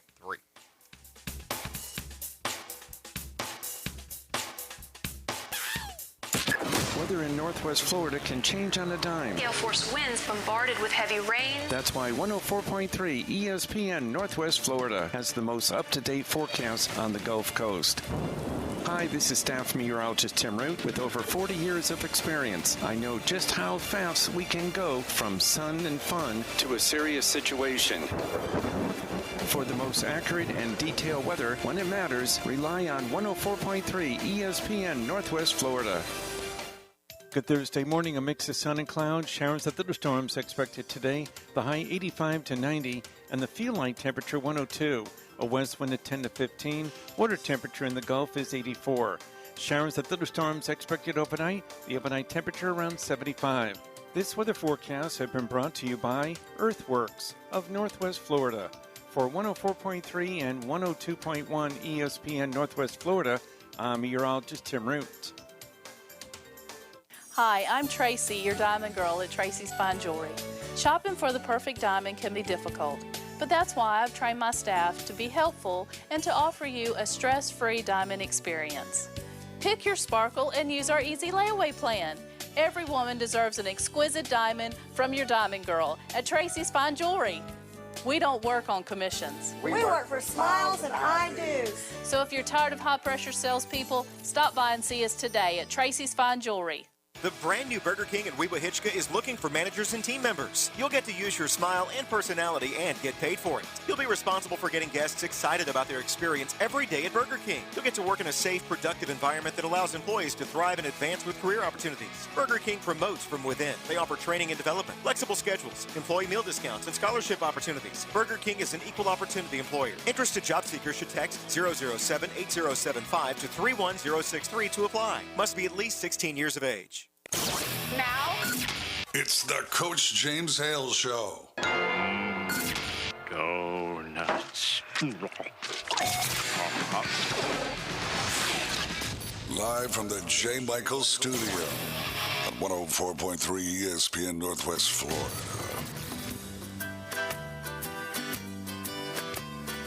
No shoes, no shirt, no problems here at ESPN 104.3, the Coach James Hale Show. As we are in our last segment, we thank you for being with us this morning. I'm Jeremy Pridgeon in with Tommy St. Amant and Dave Trepanier. Coach Hale's out today, and we'll look forward to having him back with us real soon. But Dave, last time we were together, we were talking a little bit about what was going on at Firefly after the electrical fire that night. How are things going there? Yeah, we're back up running. Everything's fine. Like I said, now I'm just navigating the insurance battle, which is, anybody, a lot of people around here that dealt with Hurricane Michael know what that's all about. So they're real good at taking your check. They're just not real good at giving them out. So, it's like I said, I wrote this check for $40,000, and I said, hey, this is going to be a lot more than that. Can you send me that to get that back? And it's just crickets. No email response, no phone call. And that was 2 weeks ago. It's like, come on, man, But if you're if you're 30 seconds late on your premium payment, you're canceled and you're done. So what's the saying? Always there when they need you. Oh yeah, exactly. You're in good hands. No, you ain't. Well, and I know folks are very much aware of Firefly, but I've also been talking a little bit about American Charlie, newer restaurant here. So for those that may have not heard, tell us a little bit about American Charlie. Yeah, no, it's a new restaurant we've had for a few months now. It's all about American pride. It's just good old, American food, cheeseburgers, fried chickens, ribs. We got some really healthy salads as well. You were mentioning that. Like I said, I think it's just we got some great fish dishes, nachos. There's something there for everybody. The price is obviously a lot more affordable than Firefly. We were big fans of the military, first responders. One of the things we do for the first responders is our general manager Wanda. She was a EMT firefighter, and as well as in the military. And she always said what was always a pain is they'd sit down for lunch, they'd order their lunch, then the bell would go off, and they got to leave. So she said she came up with this idea, and I guess one restaurant back where she's from in New York, as soon as they took the order, they went ahead and fired the order, put them ahead of the line, and they brought them their check.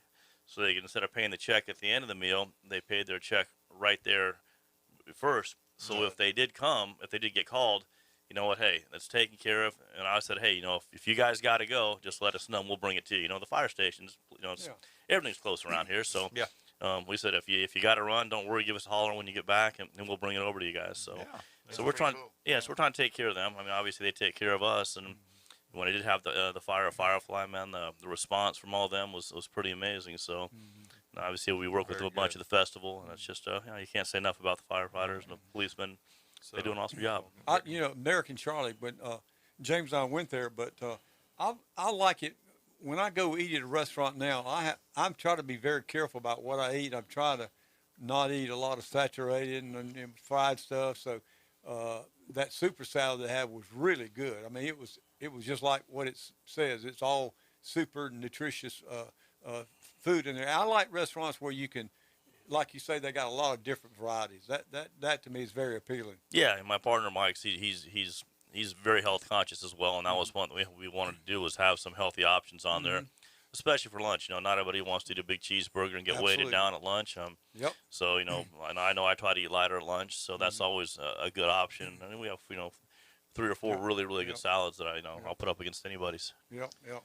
Well, in our last few minutes here, we opened the show and talked a lot about baseball. We had some calls in on minor league baseball, the new Mosley hire, but we're in tournament time for the NCAA. Now, the ladies, I think you can go ahead and ship that trophy to Norman. For sure.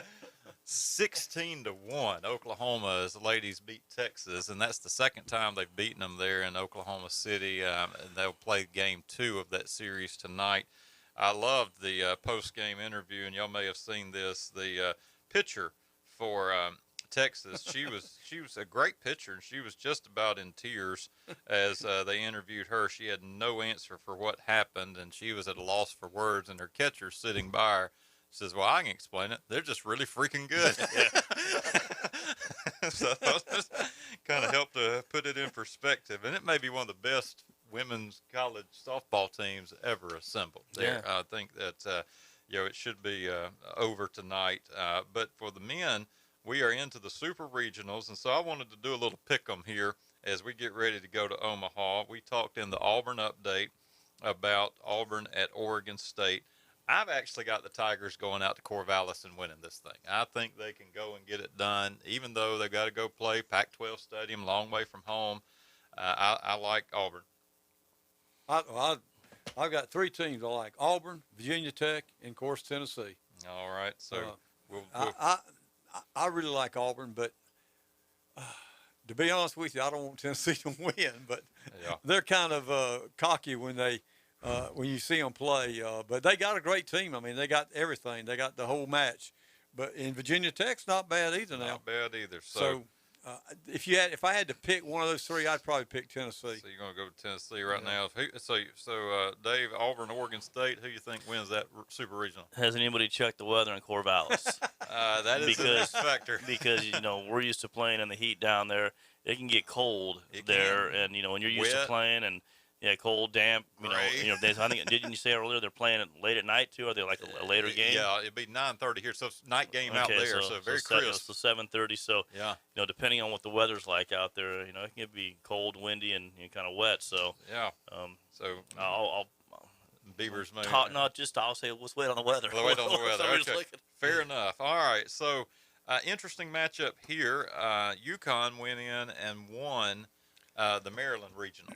And so they now will travel to the West Coast to play Stanford, who had to escape a very tough Texas State team and win their own regional. So I've got Stanford at home beating the Huskies. I do too. You know, I can't stand Stanford. I hate anything from up north. I'm Southern California. Anything in Northern California is negative to me. So no. So I don't go anybody but. Yeah. So Dave gets the Huskies. Okay. So I'm not one of those just because they're an SEC. You guys don't hop on this SEC bandwagon.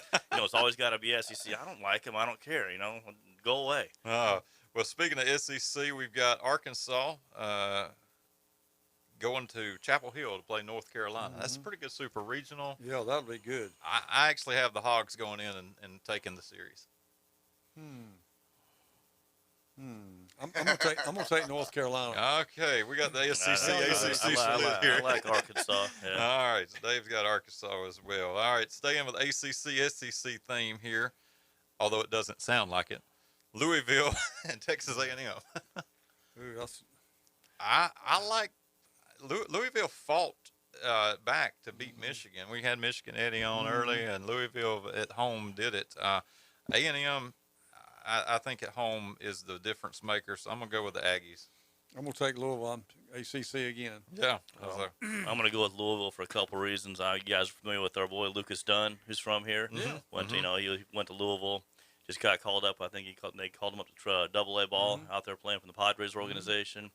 And the entire Louisville golf team came and ate at Firefly when they were here for the How about that? For the ACC championship. Very cool. Drove Addison through Louisville when we were on our way to Indianapolis this year and showed her all the sites. We try to see every college campus we can get to when we're on our travels. And they got good bourbon up there too. Yeah, it's a good area, great community. So interesting matchup here. One of the Power 5 teams having to head to one of the smaller schools in the Super Regional, Texas, at East Carolina. Texas at East Carolina. I just think the Horns are too good. Yeah, I'll take Texas too. Yeah, me too. Alabama played Texas early this year, and they couldn't. And not that Alabama's a great team, but Texas was number 1 for a good part of the year. So I've got Longhorns. All right, Tommy, you've already taken Virginia Tech. Oklahoma at Virginia Tech. I think being in Blacksburg is going to be the difference maker. I feel bad about taking their head coach, their quarterback, and their wide receiver. So let's give them a shot. Let's give them something. All right, and 2 more to go here. Notre Dame at Tennessee. I've got the Vols. I can't see Notre Dame going into Knoxville. I wish Notre Dame would win, but they're not. Yeah, I've got Tennessee. But the one, and I saved this one for last because Coach Hale's out. Yeah. Wow, can you imagine the atmosphere in Hattiesburg, Mississippi this weekend with Ole Miss coming to play at Southern Miss with a spot in Omaha on the line? That's going to be crazy. I mean, I thought last weekend was crazy with LSU coming to town and Southern Miss winning 2 games. And now you've got Ole Miss coming into town? Yeah. Mercy. That's going to be fun. Oh, that's going to be fun. I don't know. That's Crazy. So we're going to have a team from Mississippi in the College World Series. My partner Randy's from went to Ole Miss, so I'll go ahead and pull for Ole Miss on that. I think I'm going to take Ole Miss also. Ole Miss. I'm going to make the heart pick here and say the Golden Eagles get it done, and they're going to talk about this for decades. Yeah. So, Coach and Brett Favre, right? Exactly. Remember him. Oh, it'll be fun. Next weekend we'll know for sure. The College World Series will be set, and I want to thank you guys for being in here. Great show this morning. Thank you, callers, for calling in, and we'll hopefully have a great day here. The weather will stay out of the area, but join us tomorrow, ESPN 104.3, the Coach James Hale Show. And happy birthday to us. 5 years this month. That's right. That's 35 in dog years. That's right. So happy birthday to us. Happy birthday to ESPN 104.3. Glad you could come in too, Dave. My pleasure. I missed being here the last few weeks, and try to get back on track here and make it regularly again. Glad to have you in, and glad to have y'all with us as well. And y'all take care. Have a great day, Panama City, Northwest Florida.